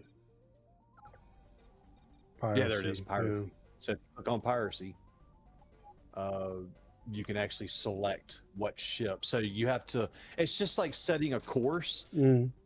Transorbital accelerator. I've done it multiple ways. So I've never done the pods though. They said the pods have a really high chance of success. Yeah. Because you're sending multiple Marines per pod. I've always done the spacewalk method, and it's the riskiest because one shot from anything kills a Marine, and that's millions of dollars down the drain, or millions of credits, I should say. Yeah.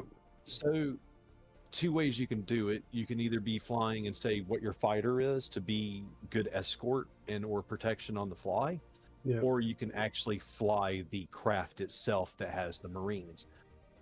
I actually find it easier to do it that way, but not everyone does it that way because you have total control of the ship.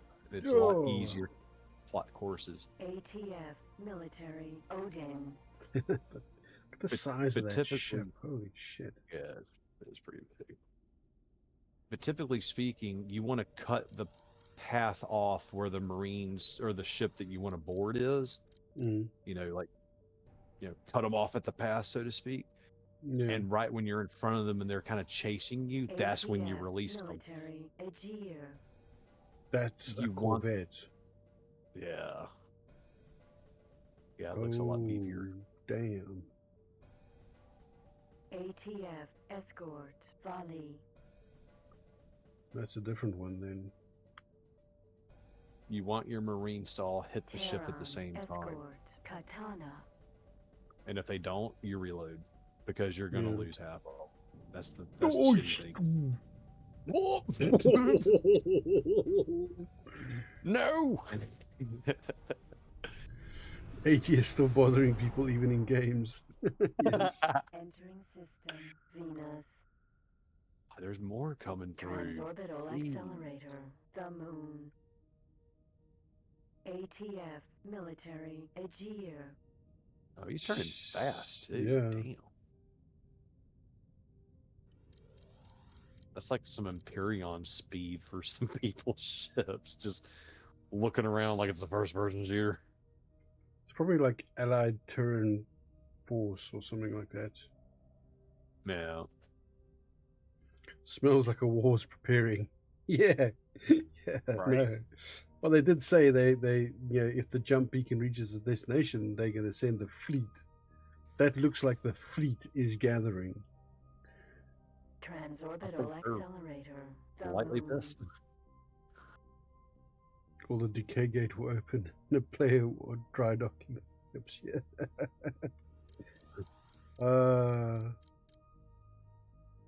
Where's that from? Is that from Eve?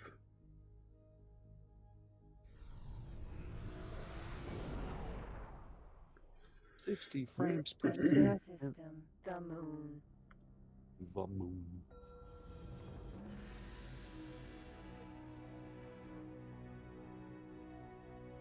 Uh-oh. Something tells me we get a dock on that. Mr. Spaceship, bring me a dream. The AGI task force maintains a considerable number of these heavy battleships, which provide excellent defensive and offensive options for the Earth fleet. Wow. Wow, That is a look at that. Great. 8 Don't piss that thing off. 8 You will lose. lasers in the front turret, 12 Yeah. lasers in the right, 8 lasers in the back, 12 lasers in the left, 10 in the up and 6 in the Broadsider. down.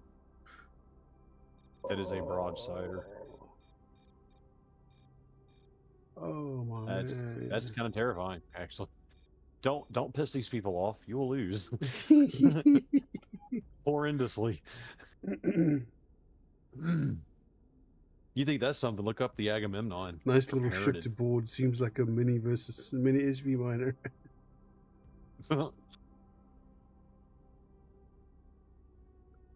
I never got my hands on an Agamemnon. I wanted Okay, to say that so too. what are we doing now? Looks like a big Talk fat to jet. Commander Jackson. Okay. Sorry, Like- Miss Jackson. Ooh, I am for real. Actually, I had a teacher named Miss Jackson, and she was like a sweetheart.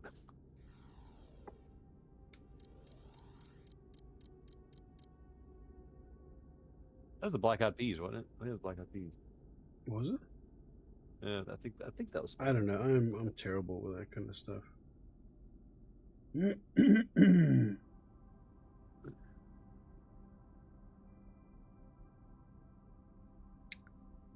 Encounter often tells us you think Oh, we're ready. Outcast. My bad. Outcast. You think we're ready? Well, think again. You are talking to the automated interaction system. How can I be of assistance? Good to see you again, pilot. I'm sending you the coordinates now. Once on the other side, we will form a defensive perimeter and assess the situation. Oh. Yeah, I'm flying straight towards that thing. You are talking to the automated. How can I be of assist? Wave 1. Engage jump drives on my mark. Now. No. Wave 2. Now. Where are you supposed to jump, Johnny? Wave 3. Now. Fly to Aldrin. Oh, okay. You might want to jump there instead. Where is Aldrin? Oh no.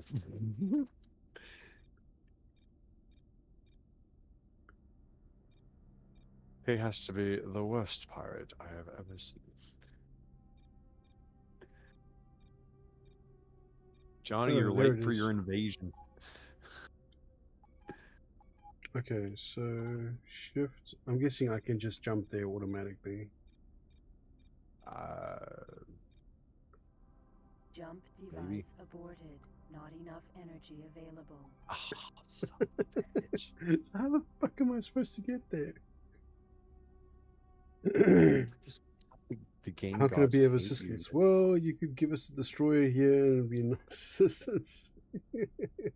Why can't I This just game- dock with y'all, jump, and then disengage? This game does really fucking hate me. I wonder if I was supposed to dock with that thing, and because I was flying directly to the damn thing. Oh, reload. That'd be a reload moment. Yeah, let's do that. Let's do that because I think I screwed that up.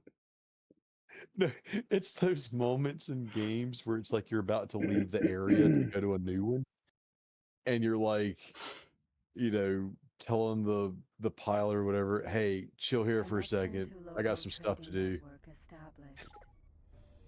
and you just go try to find all the secrets in that area while he's just patiently waiting. Yeah. It's funny.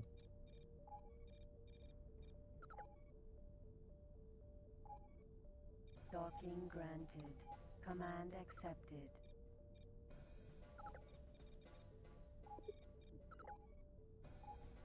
Yeah, you can only train Marines up to 3 stars. Once they're in 3 stars, they're pretty much master of they've graduated from their school. Mm-hmm. Marines can go up to 5 stars. The last 2 stars are only they need to get the through actual experience. Yeah. Exactly, the combat. I had 28 5-star Marines, and I had 2 4 stars. The trick is, though, it's kind of like XCOM in a way. You know how when you start off, you have like a small handful of people, 2 die, and 2 or 1 possibly gets promoted. You have to do kind of like that in the beginning, but nowhere near as bad.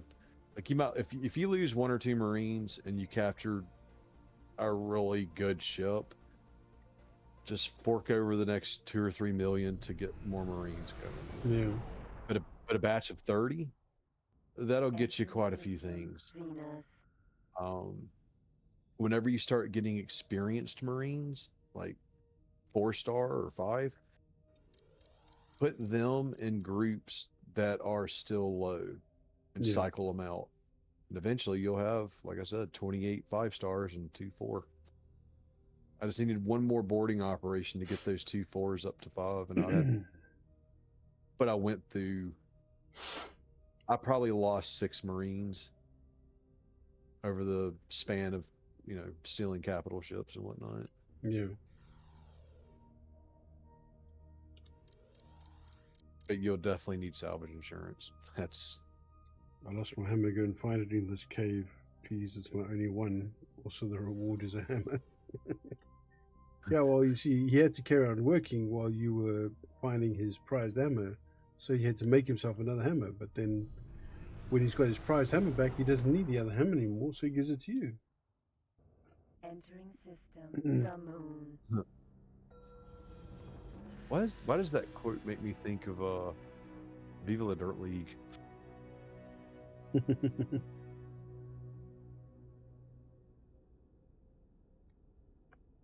Oh, right. Talking about Marines stealing stuff. Man. I was there. I was part of the Cloney Boy Wars. George Clooney was our mascot. I was there 3,000 years ago. I was there. Oh, it was hectic. They came at us from all sides. When the Spangenite Empire tried to destroy us. Man, there was Operation Dropkick, dude. I still remember it was Operation Doormat and Operation Dropkick, and they were both definitely hella go. You are talking to the automated interaction system. Okay, wait. Before I do that, how about we point the ship not at that ship? You are talking to the automated. How can I be of assistance? Good to see you again, pilot. I'm sending you the coordinates now. Once on the other side, we will form a defensive perimeter and assess the situation. If Winters is there, we can expect Xenon and terraformer resistance. The priority is to track him down and capture him before he can escape. Wave 1. Engage jump drives on my mark. Now. Yeah, I can't dock with him. Wave 2. Ah, now. shit. So you gotta get some energy cells. Wave That's 3. stupid. Now. So what have I got? I've got 27 energy cells, and it's 5 per jump, right? I think you needed 60 Orbital though. defense station. So It should be 5, yeah.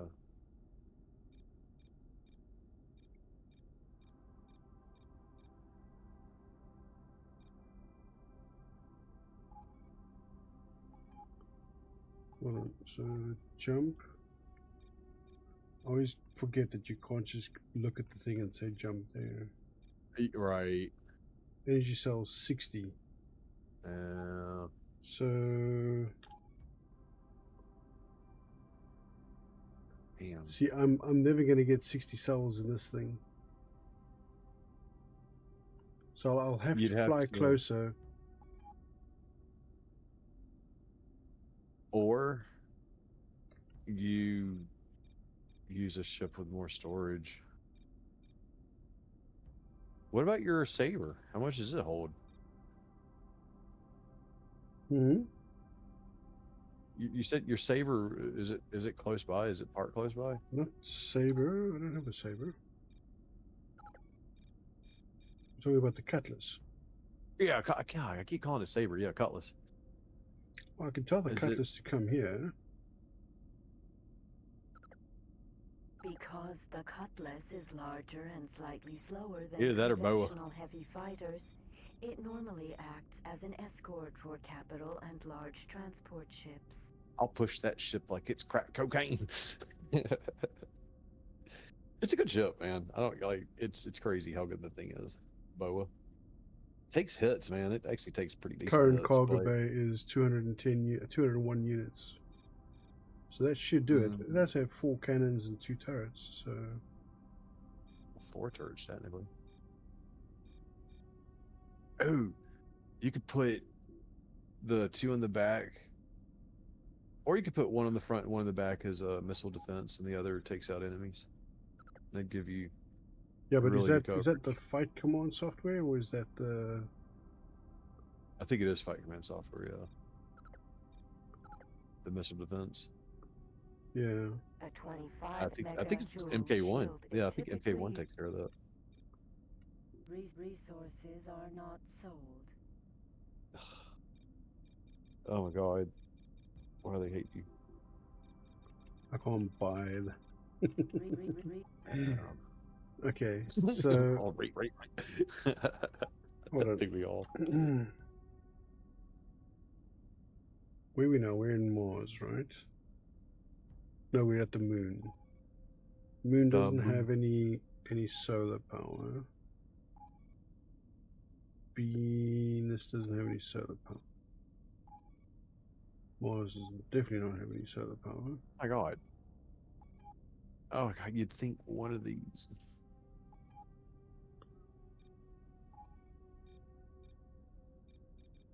What are we burning, space coal or something? Where the hell is the? I've seen them too, because they look different. They look neat. Solar power plant. Yeah. Jesus. Can you jump there? You have enough to jump that far? You have 5 jumps. I mean, I'm not that far away. I can just fly there, but I need to get. Oh yeah, the cutlass there. Yeah. I need to get the cutlass there. So orders. Dark ads. The cutlass. It's well far away. Dude. It's a Xenon sector. Where was that? That was Uranus? Yes. Yeah. Docking granted. Command accepted.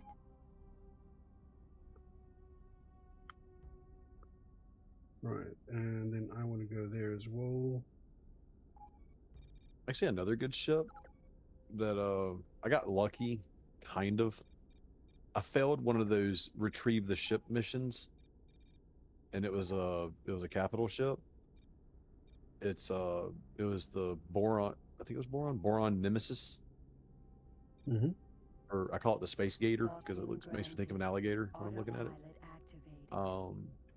That's actually a pretty decent ship too, as far as smaller capital vessels, because it's a little bit weaker than a Centaur, but not by much. Would have been okay if it wasn't a freeze frame. I blame Eli with his defense towers. Well, dude, no. You want to tell him or me? I don't know if you know this, but I mean, you only had like what, 2 or 3 defense towers? No, Johnny. How many defense towers? 20 of them out there. Oh yeah. Oh, okay, they were all the way out. Yes, of course. But no, there were a chunk of them around the base. Yeah. All right, but we went. You actually told me to do that, and I did it because I'm a man of my word. Damn it! I went out there, and you were like, "Hey, take some of the missiles off and replace it with like something else." No, I did ask him to tone them down, but that was because Eli's defense towers were the big obvious bad, but the small bite you in the ankles when you didn't see it was I put out a bunch of small stealth laser towers. All right, because I knew that the lasers would drop the shields faster.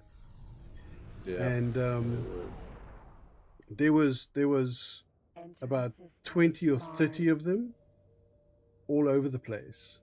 So when you guys came in, not only did we have the defensive towers at the warp-in point. Yeah, that was Operation Doormat. We had around the base, we had all these small towers that you didn't necessarily like notice straight away, and they were all designed to just bring your shields down so that Eli's towers could finish you guys off. And the only thing I was targeting was weapons. That's it. I didn't care about anything else. Yeah. You have your engine, that's fine. You have your shields, that's fine. Warp, that's fine.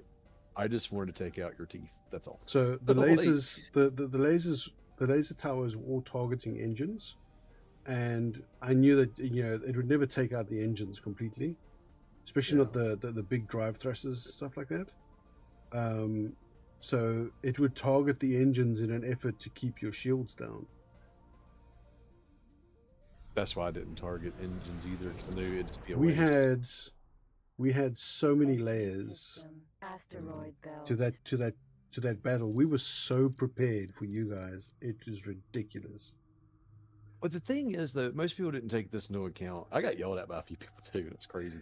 But like, the thing that people didn't really take into account, it's not so much our defenses is what lied it out. It's the fact there were like 20 or 30 actual ships out there doing stuff. Yeah. All at the same time. That's probably what caused like 60% of it. Yeah, the missiles didn't help. But dude, we flew around that sector, no problem. No problem. Like I rarely ever experienced lag when I was in the sector. It's not the stations, but it's not the stations. It was the combat. The combat caused the problem. And I mean, even when we were doing the 1-on-1 CV Gladiator battles, right? Even because there was just like just the two people in that sector, and everyone else was out of line of sight, everything. And even then we still had, you know, PowerPoint presentation battles. Stop ship animation there. Yeah, so it wouldn't have mattered whether the towers were there or not. If we had no towers and we only had the ships fighting, it would have still been a slideshow. That, and I sent Yuka to you guys to be a mercenary. but the entire time he was on my payroll. Yeah, that end part, dude. I remember. Okay, so talking about that. Okay, I got kicked out. Like my system almost just killed over, and I got logged back in. I had been completely defanged. My ship was 96% still intact, with a few blocks missing, but not much. I could have replaced them by hand and saved plenty of time. But all the guns were gone on it, but I was still very much intact. I had not died. I got kicked out. My ship got dropped. I came back inside my ship, and I remember looking out of my hole, being like, "Okay, this is not good. This is not good. What's all around me?" And I saw like half my project, my dream, my little stations, my little Medusas. Half of them were just obliterated, and I was like, "Oh!" I was so sad at that. And I saw 2 capital ships in the distance just slugging it out. Like, it was like this was a legit bar fight, guys. Like it was, he punches, the other dude punches. He punches, the other dude punches, just back and forth. And oh, 1 second. No, it was a crazy fight. I mean, I know that Yuka caught some flack for it afterwards as well, but I mean, you know, I made the deal with him. He was a merc for hire, and that's what I hired him for. And you know, it came down to that. I mean, if he didn't properly explain to the rest of his faction what was going to happen, yeah, I think the reason that he didn't do that is because he also didn't want to leak. He didn't want a leak getting out, like somebody telling, spoiling it or something like that. Successfully docked. Greetings, friend. But he did pay a price for that, though. Terran station. Connection to local trading network. Yeah, I got kind of confusing at the end. I just remember spacewalking from the husk of my ship and just kind of doing that thing where you cover your eyes and you're like, you can't see me if I can't see you, and just going toward ASC headquarters. It was right in front of me, but like kind of a distance. We kept close, kept the perimeter, but I deviated a little bit. But I somehow, everything happening around me, I never got tagged by a single shot. Made it inside, immediately closed the hangar bay door because we had access to it. Everyone else didn't. Yeah. And I immediately went into the elevator shaft and went up to you, and you almost took my head off because I saw a shot ring by, and I'm like, "It's me!" And I remember I immediately braced into the elevator shaft, looking down it with an epic plasma cannon, just like, if anything comes up, I am shooting it repeatedly. Yeah, I remember that. But I That mean, was yeah, wild. I mean, like, I hear what you're saying, Stuart. And I mean, you could have just said at any time, you know, I'm not going to do this. It's fine. I would have asked somebody else. But I think he also wanted to, you know, because him and I are such good friends, that he wanted to help me out. And you know, my the reason I asked was because you guys were playing as mercenaries, and I mean, you can either be mercenaries or you can have a conscience. It's like, what are you gonna do? You can't really cry about it after the fact. If you take the job and you get the payment, I mean, yeah. Yeah, I didn't like how some people were upset over all this. I just thought, Oh okay, come yeah. I on, mean, you know, ship game, man. if we'd gotten licked, it would have been, hey man, that was awesome.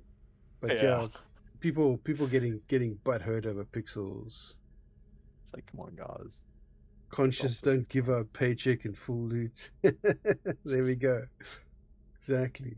Yeah. So I mean, we were totally prepared to lose that fight. You know, that's what we were expecting to lose that. We were expecting to lose that. I mean, we were going to try. No, dude. No, we were going to try our best. Heart and I know you soul were. I know you were, but you don't like to Oh lose. my god. I was thinking, I was like, oh my god, are we gonna do this? Oh my god. Like, I'm looking down the elevator shaft the whole time, like, I hope to god no one's coming up from the top, you know, because I'm not looking that direction. But I was heart and soul into it. I was No, like, but we're gonna do this. We gotta do this. But you know, that's the thing. Like, just because there's the chance that we can lose, or the chance that we may, you know, or good chance that we may lose, doesn't mean we aren't going to fight until the end. Tooth and nail. Yeah. Oh, it was... we were expecting to win, but hurt still. But still hurts. Yeah, well, I still remember. I still remember watching, because you can go back and watch it on that one video. I remember Span saying out loud, because he had the that big ship of his. Yeah, I forget what it was called. It wasn't the super Gladiator. The Gladiator. Gladiator. That's the one. Yeah. That's the one. That is exactly the one. Well, he told his troops, and it was very commendable. And I had to giggle. I had to. I felt so bad doing it, but I was like, he does not know. He does not know. He goes, all right, guys, I'm gonna go in and draw their fire. Mm-hmm. And kind of, and then my gun stopped shooting at him. Like, they just stopped shooting at him. And he was like, oh, he goes, guys, they're not looking at me anymore, because he had been defanged. Yeah. My gun did not care if you had engines or shields or, you know, warp drive. Did not. Yeah. Like, generators, you're good, as long as you don't have guns. That's the only thing I cared about. And it worked. Oh my god, it worked. It completely defanged his Gladiator. I'm sure all the other ships were helping too, but yeah, damn, dude. And you could hear the drop in his voice. He was like, uh-oh. And I was like, yeah. Strategy. We had so many layers, but like I said, if we'd lost, we'd lost. You know, it was we were not expecting to necessarily, like, at no point was it a given we were going to walk away from that with the station still intact. We were just going to go, okay, well, we're going to do our absolute best to make sure that that we make them pay. Right. If we're going down, a lot of you are coming with us. Yeah, we're taking you with us. But yeah, no, there we go. And now, I suppose one day I need to come back properly to EGS, and I need to come back with the ASC, but this time with the integrated legacy technology, because that's what we won from that battle. we got to keep that legacy technology. Mm-hmm. So yeah. And I think what was the rule? We had to survive for an hour, and if we had managed to hold off the forces for an hour solid, we won.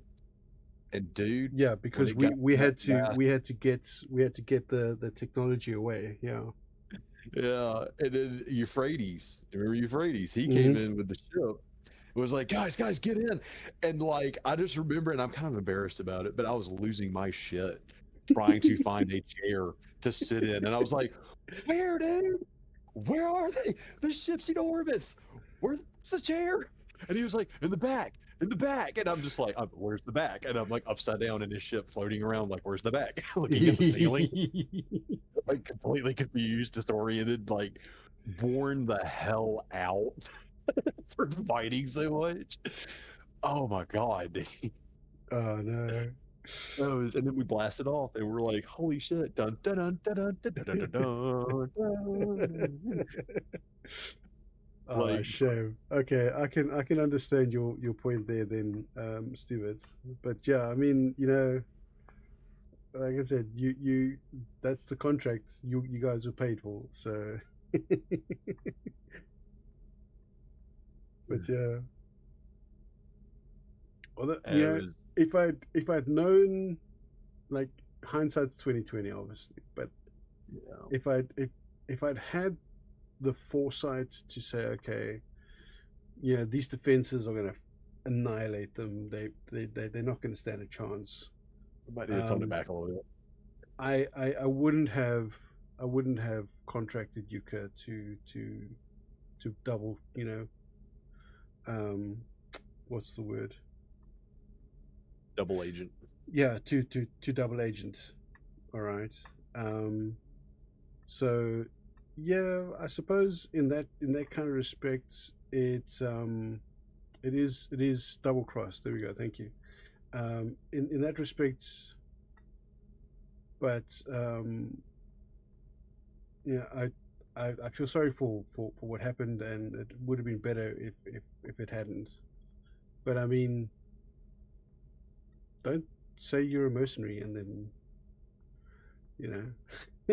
Well, it was my first major multiplayer experience in the game, and Yeah. to have that scale of a battle, I mean, I was like tails a wagging, dude, tails wagging all Mm. day. But like, it almost felt like at the very end of it, you're carrying the wedding cake, and you've carried it successfully to the car to be transported, or to the box truck or whatever, transport it from the box truck or whatever, you carried it to the actual wedding, and you're about to put it on the table, and at the last second you trip and it just goes all over the place. That's how I felt at the end of it. I was like, man, so many people are pissed. I stopped being friends with certain people because of it, because it was like, dude, really? You're going psychotic over this? And it's like, Where is the did this, like, cutlass? you know, I don't tell me the murder fucking one of your cutlass is dead. Really? really, game? Retro Saturday. Message log. Sometimes that. Why would you go through the fucking Why? Xenon sector? Really? You didn't save since then, have you? No, I saved when I stopped at the station. So you didn't tell it to go do stuff. That's really annoying.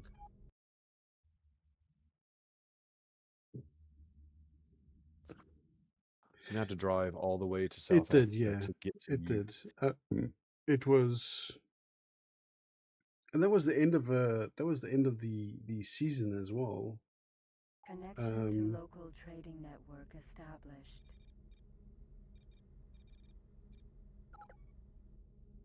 No, there it was destroyed already. Oh, please tell me you made this is why you never save over the same file. No, you know what? Just fuck it. I'm just gonna fly there. This is fucking stupid now. Right. Let's the fucking navigation is just, why would you go into an enemy fucking sector? I mean, there was no reason to go through that fucking sector. This Wait, sector. one of your autosaves. Everything One of your in this autosaves. fucking sector is hostile. Everything in this sector is hostile. That is so stupid. What one of your autosaves that might be a little more recent? 2233. Where are we now? I think that's the one before they jump away. This is why I save religiously, dude.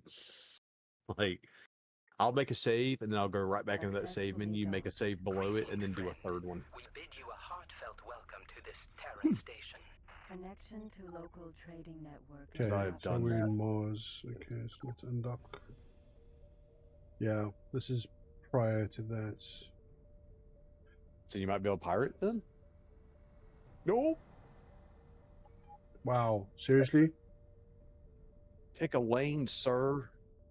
It's a Not the fucking one we're drone in. too. Oh, the little probe, the cargo drones? Yeah. I used to use those. There's only like 2 or 3 places in the entire game you can buy them too, but I bought like 20 of them, and they work just like drones. If they run out of fuel before they get to their destination, they just pop. So like any of the cargo they had is gone.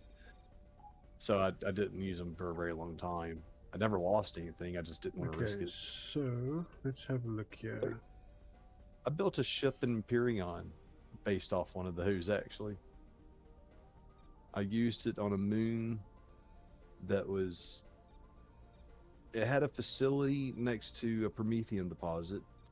I fixed up the facility and made it a processing plant, and I would send the SV that I made to look just like that drone to come pick up stuff and then take it back up to my ship. That's its sole purpose, was transport. That was it. Okay, so That's from before I where even it got on is, I'm going to send it here. Because that's It's gonna be away like- from anything. It's gonna be like, let's go through Xenons. I didn't think about that too, because we got so immersed into talking about stuff. I didn't think to tell you, hey, is your ship okay? Scenario you waited, the way you laid out the planets for Evo, I think would have worked really well. Oh, dude, that is ages ago. Wisdom? Yeah, fuck, you're gonna have to remind me about that. I can't remember. But before we do anything, I need to shoot up to the toilet quickly. I'll be right back.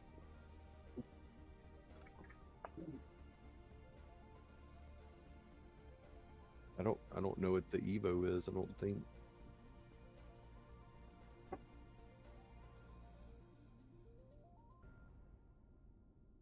Yeah, them multiplayer Empyrean, man. I haven't played that in a while.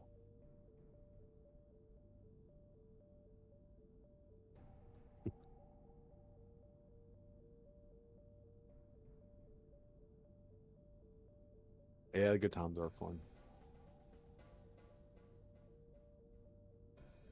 I played this Empyrean for about a year, single player. About a year, I think. And then got invited to play with Johnny and them, and that was fun. And then we all did the gate event, and that was cool. That was pretty cool. I actually got the last 2 keys myself, and that was terrifying. That was like legitly, it was terrifying. I thought I was going to lose my ship. I thought I was going to lose all my stuff on my character. I don't want to do any spoilers to anyone that hasn't played that part, but you have to do stuff a little outside of the box thinking. That's my comfort zone. However, it was still very nerve-wracking. You remember that? Johnny having to get the keys to unlock the gate so we could all go through? Yeah. And like, I think at one point you just kind of looked at me. It was like, hey, Go try to help with that key stuff. I was like, okay. And I got the last 2 keys myself. Like ASC had a healthy stake in getting a quarter of the keys needed. Yeah. Like we did our part. I remember that I did we our part. both submitted scenarios, myself and Miss Box. We both submitted a scenario for one of the Evos. We're not old, we're 25 years and a few years of experience with it. But I don't remember what the scenario is anymore that I submitted. I don't know if do you still have that? Do you remember what it was? So Evo was after Shattered Realm. You didn't play Shattered Realm, did you, Eli? No, I didn't. No, I didn't learn about it until I think after. you joined us. You joined us after Evo with the first Broken Eden server, no? No, it was vanilla first, I believe. No, I believe no, it was vanilla. No, you're right. You're right. Whenever we were playing, whenever I just joined, it was on Elion's test server. And then Okay. yeah, I think it was Project Eden. It wasn't Reforged at the time. It was Project Eden. And but so the it's still very the server name was called Broken Eden because that's what Spanish settled on as like a entering system Venus. Yeah, this is with the vanilla stats still. I remember that because Esprit de Corps is still a vanilla ship for the most part.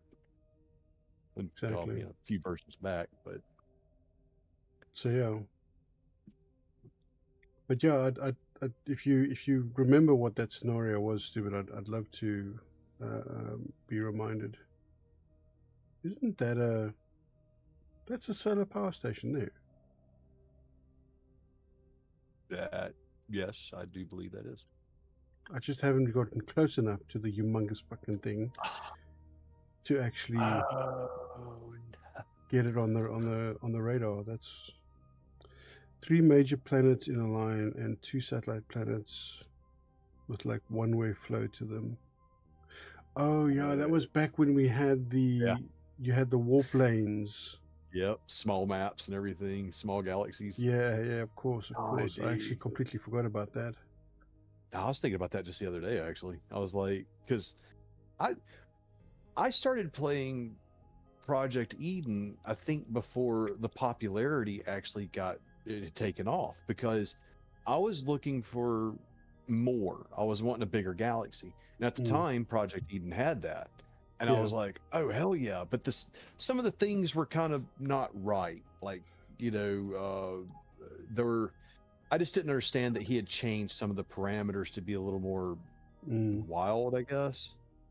Because I was getting radioactive areas that didn't look like they were radioactive at all, and it was throwing me off. But this was like the early time of me playing it. And I played it for a while and then went back to vanilla. And then it was months later, Spanish is like, we're trying this new scenario called Project Eden. I was like, I know this. And then he opened the galaxy map, and it was, you got like 40, planets you could go to instead of like 6 or 8. And I'm like, yeah, this is the game. And then he started explaining things, and I was like, oh, that's the difference. Yeah, okay. I remember now, Yeah, so we had the home planet, and then there was the small planet, and then there was the central planet, which was the contested one. You had to take the contested planet and then the small planet to get to the home planet. So we had to secure. We had to wipe out everyone on the central contested planet, and then we had to secure the small planet. All right, before we could attack the home planet. Right. So that was. Because I remember there were, or rather, if I remember correctly, there were minerals resources on the small planet, which you couldn't get on the home planet, I think. And then the central planet had Yeah, resource-rich planet. Yeah, there we go. It was so that was our. We had to secure that planet in order to make sure that we could build ships back on the home planet. Oh wow. You know, so that we had the materials and everything to do that. Wow, that's smart. That is smart. Makes you forces you to branch out, and you can't just uh, be content in one area. That's cool. But what was the one that had a prison start that was, and I don't mean the Reforged Eden prison start. I mean, like you spawned, and it was all player. You know, there was no NPCs to talk to. I don't think. But it was like it was a purple sky planet. It was hostile. I think it was like you couldn't breathe. That's Reforged. And There's a no, not that starting scenario. This was a multiplayer, not a scenario per se. This was back. How do you say? Oh yeah, Like, it was a default scenario. This was one of the ones that came with the game. Yeah. Oh, it was like I think Alpha 9, I think, or Alpha 8. Yeah, Something it like sounds that. about Alpha 8.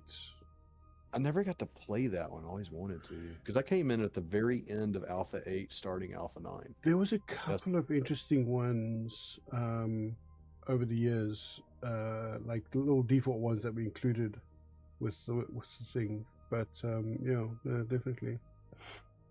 Yeah, not the Rogue starter from Project Eden though, because I know that one front and back. But yeah, had some fun on that one. For the most part. I remember it's like you could try to escape the place, but it's like, where are you gonna go?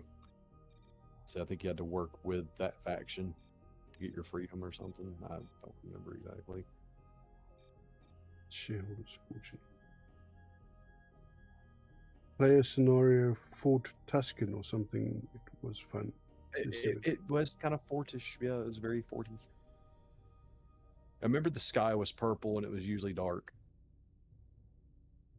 I think it had. I don't think it was breathable atmosphere. Wheelie, still. Yeah, I saw that too. Something. Yeah.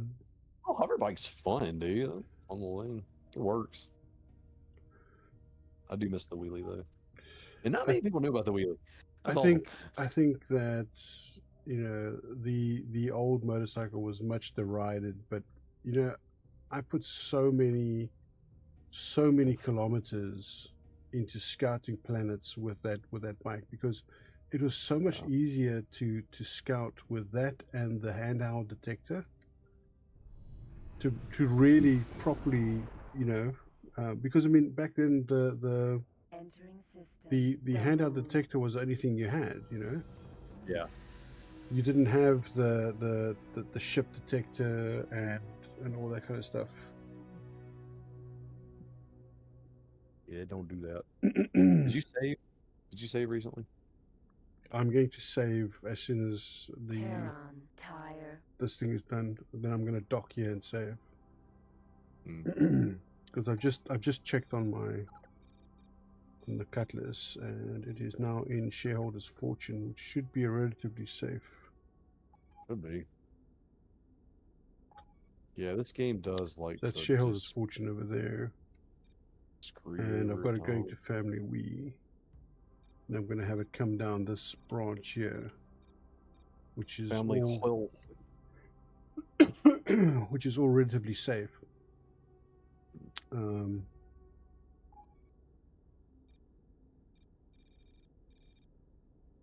Family Wii.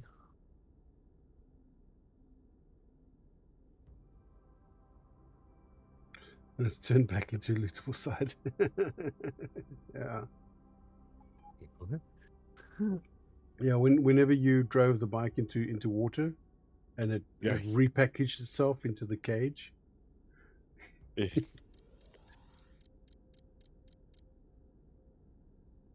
Oh, good old motorcycle. I mean, that's better than when you drove your vehicle into the water on Scum. I did that by accident once. You just never again have it. I was driving along a dirt road, and there was a small rise in the road, and as I took the rise, the road immediately turned to the left, and straight ahead was trees and a large river, and I was booking it in the pickup truck. All right. The moment I saw the road deviate left, there was a bridge, and I saw the river behind the trees. I hit the brakes, but the vehicle just slid right into the water. And I don't know if any of you know this about Scum, but all your gear has weight, right? And that weight affects your buoyancy in water. And everything you have in your gear, all the loot and everything you have with you, has weight as well. So when you go into the water with a hiking backpack on, you know, a combat vest, which has additional storage, and you know, the combat pants, all the storage stuff, you know, because you can store stuff in like all your gear, and a full hiking backpack. When I hit the water, it ejected me out of the car, obviously, but now I'm in the water and I weigh a ton. I can't swim up, right? And we'd learned this the hard way before. So I immediately, because I'm running out of time, I'm running out of oxygen, I immediately started taking off all my gear. I dropped the backpack, I dropped the vest, I dropped the jacket, I dropped the shirt, you know, dropped my boots, I dropped everything except my actual weapons, which I'm still able to carry on me for some reason. I managed to swim up and out of the water, and I was like, fuck, barely made it. I was already losing health because of oxygen, right? And then what I did was, now you can do this in Scum, is if you go into your inventory screen, you've got a little bar which shows you like all the stuff that's lying around you, but you can also see the ground around you. So if you pick on an item, you pick up an item and you can move it and drop it down somewhere close to you. So I went up to the edge of the river, and I was just able to reach all my stuff, and I grabbed it and I put it on the bank, grabbed it, put it on the bank, grabbed it, like one by one I picked all the stuff up. And the whole time you're thinking, this is ridiculous. But that's actually kind of cool. The vehicle went into the water, and then after a short amount of time, because it had received so much damage, it blew up. And I had so much stuff in that vehicle. I just come back from looting 3 bases. Oh, wow. Okay. The amount of guns, ammunition, combat gear, clothing, items, bits and pieces, you know, all valuable stuff that was sitting in that pickup truck.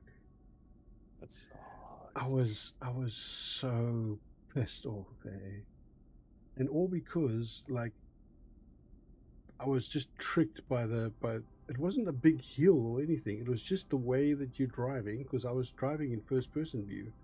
The way that you're driving, the road went up a little bit, and because it was such a drop on the other side, it obviously obscured all of that. And as soon as I went over, I realized that gone off. Damn. You just got your gear on and you were shot by a patrol. That would be my scenario. No. Considering I was out in the bush, it would have been something like, I just get my gear on and a bear comes storming out of the bush. You know, we get to hear you. Get to hear you be like, "Are you serious? Are you fucking serious?" Once on the other side, we will form a defensive perimeter that assess the situation. If Winters is there, we can expect Xenon and Terraformer resistance. The priority is to track him down and capture him before he can escape. Wave 1, Engage jump drives on my mark. Now! Oh. Wave 2, now! I just hope that by the time you get there, they're not all like Wave 3, halfway wiped now! out. Shipyard.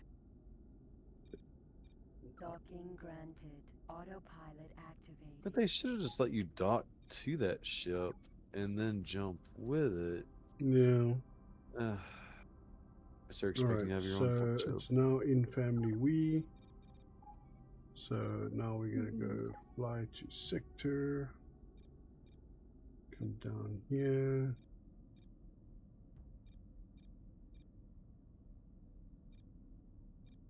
I don't want to go too far that he decides to go the other way, so this is the shorter route. Command accepted.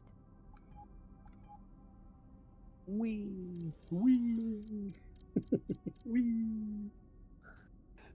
They killed Wu. He literally ripped his arms off and yelled "Woo!" It was a happy happenstance.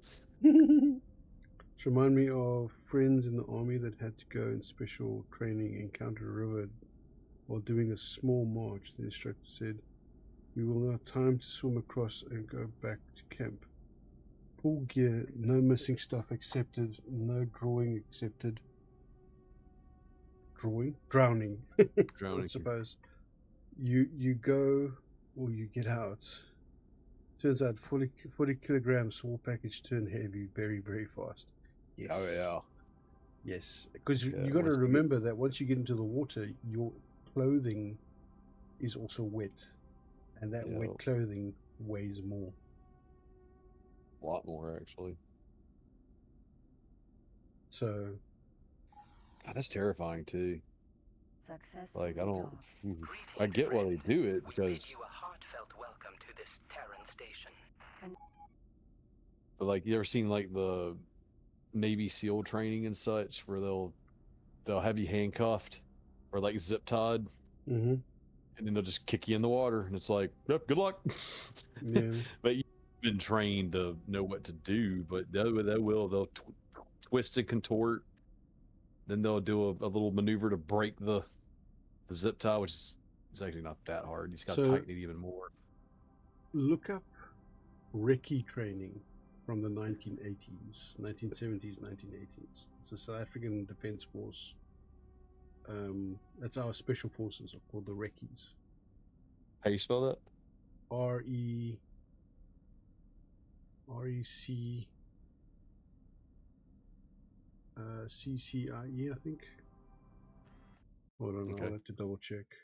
South. I can spell south. It's like south.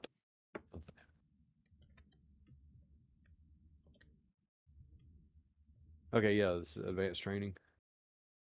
CCES, yeah. RECC.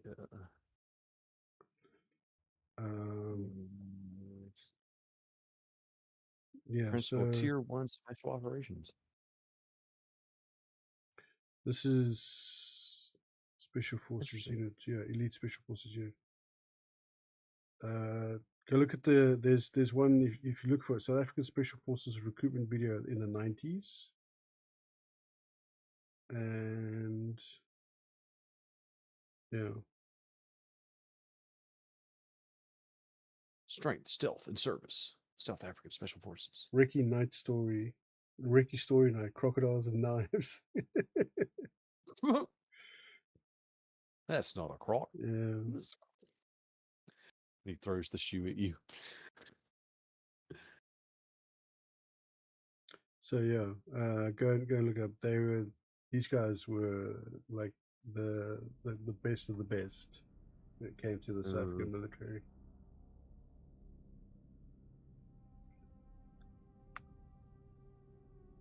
Yeah, you kind of have to be a badass to be all fully kitted out and going through freaking African rivers where there's hippos and like the world's most dangerous snakes. French Legion does it too. You're tired and a lake is like 4 degrees Celsius. You have to cross and remember to help your mate because he might be your lifeline later. Yeah. Determination and never give up is the key to stay. Yeah. Gee. No, indeed. Right, I'd tell him straight up, you better just shoot me. I'm not gonna make it. That's wild.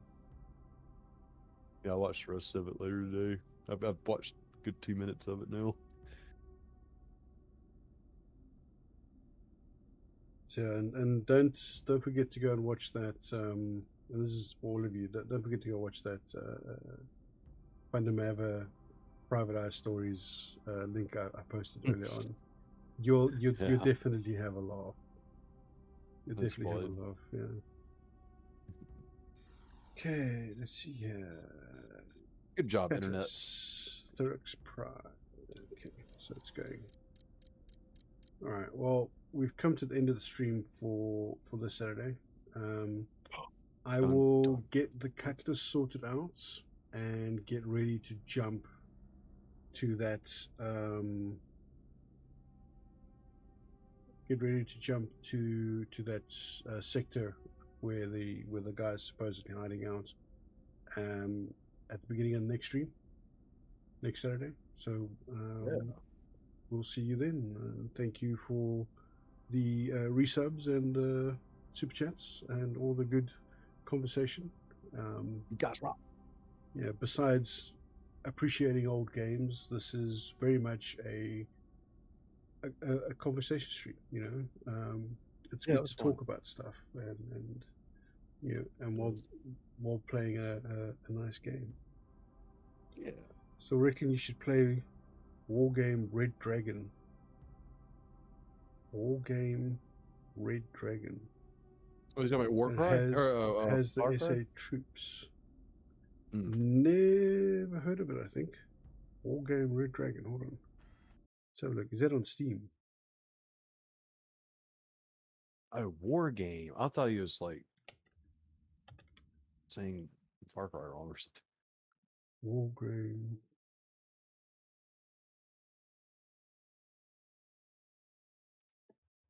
Huh. French MREs are good.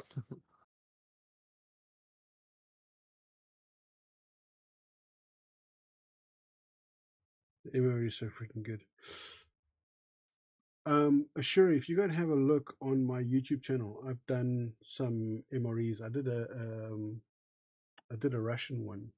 That was pretty good. And I did how many MREs did I do now? You've done about 2 or 3 of them, I think. Yeah. Yeah, I've done a couple of. It's like a little side hobby of mine. So what is this? This is an RTS.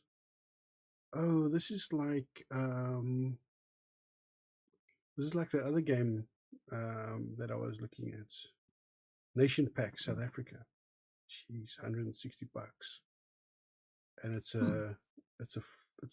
nearly a 500 rand game as well. Damn. Well, okay, maybe sometime I'll wait till I get a good. I do like RTSs. I'll wait till I get a good payout from what's his name, from streaming, you know, from the YouTube or Twitch or whatever. And the thingamajig next to the whatchamacallit. Oh shit, you're not serious. Somebody just took pot shots at Trump at his rally. Really? What? Oh, what? Fucking people are losing their mind, man. Seen a few of them. It's like red alerts.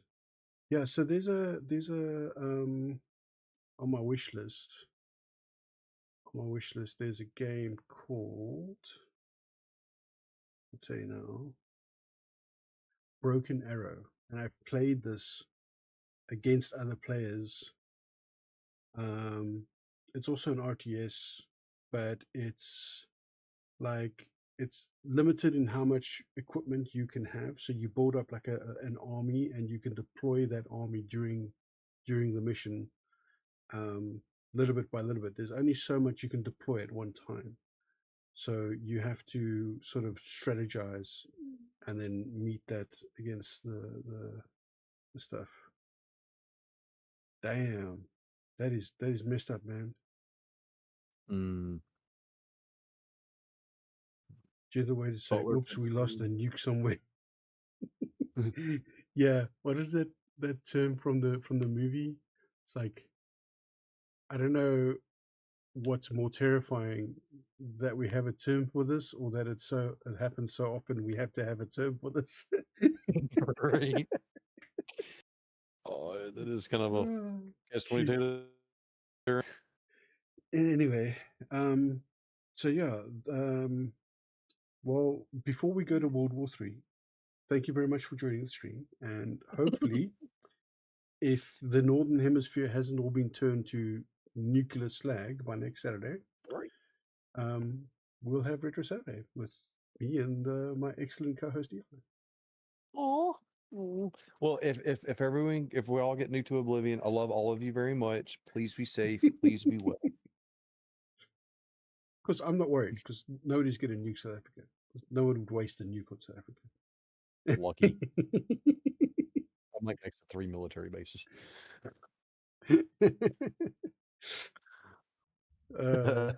Yeah, I think stupid might be okay, but I mean, I don't know about Australia though. Australia might get nuked by China, so you might catch some fallout from that. Stupid. Stupid, you better start swimming now toward us. Come on. We'll get the boat ready. All right, man. Well, everyone stay safe, and hopefully World War III doesn't break out before next Saturday. Right.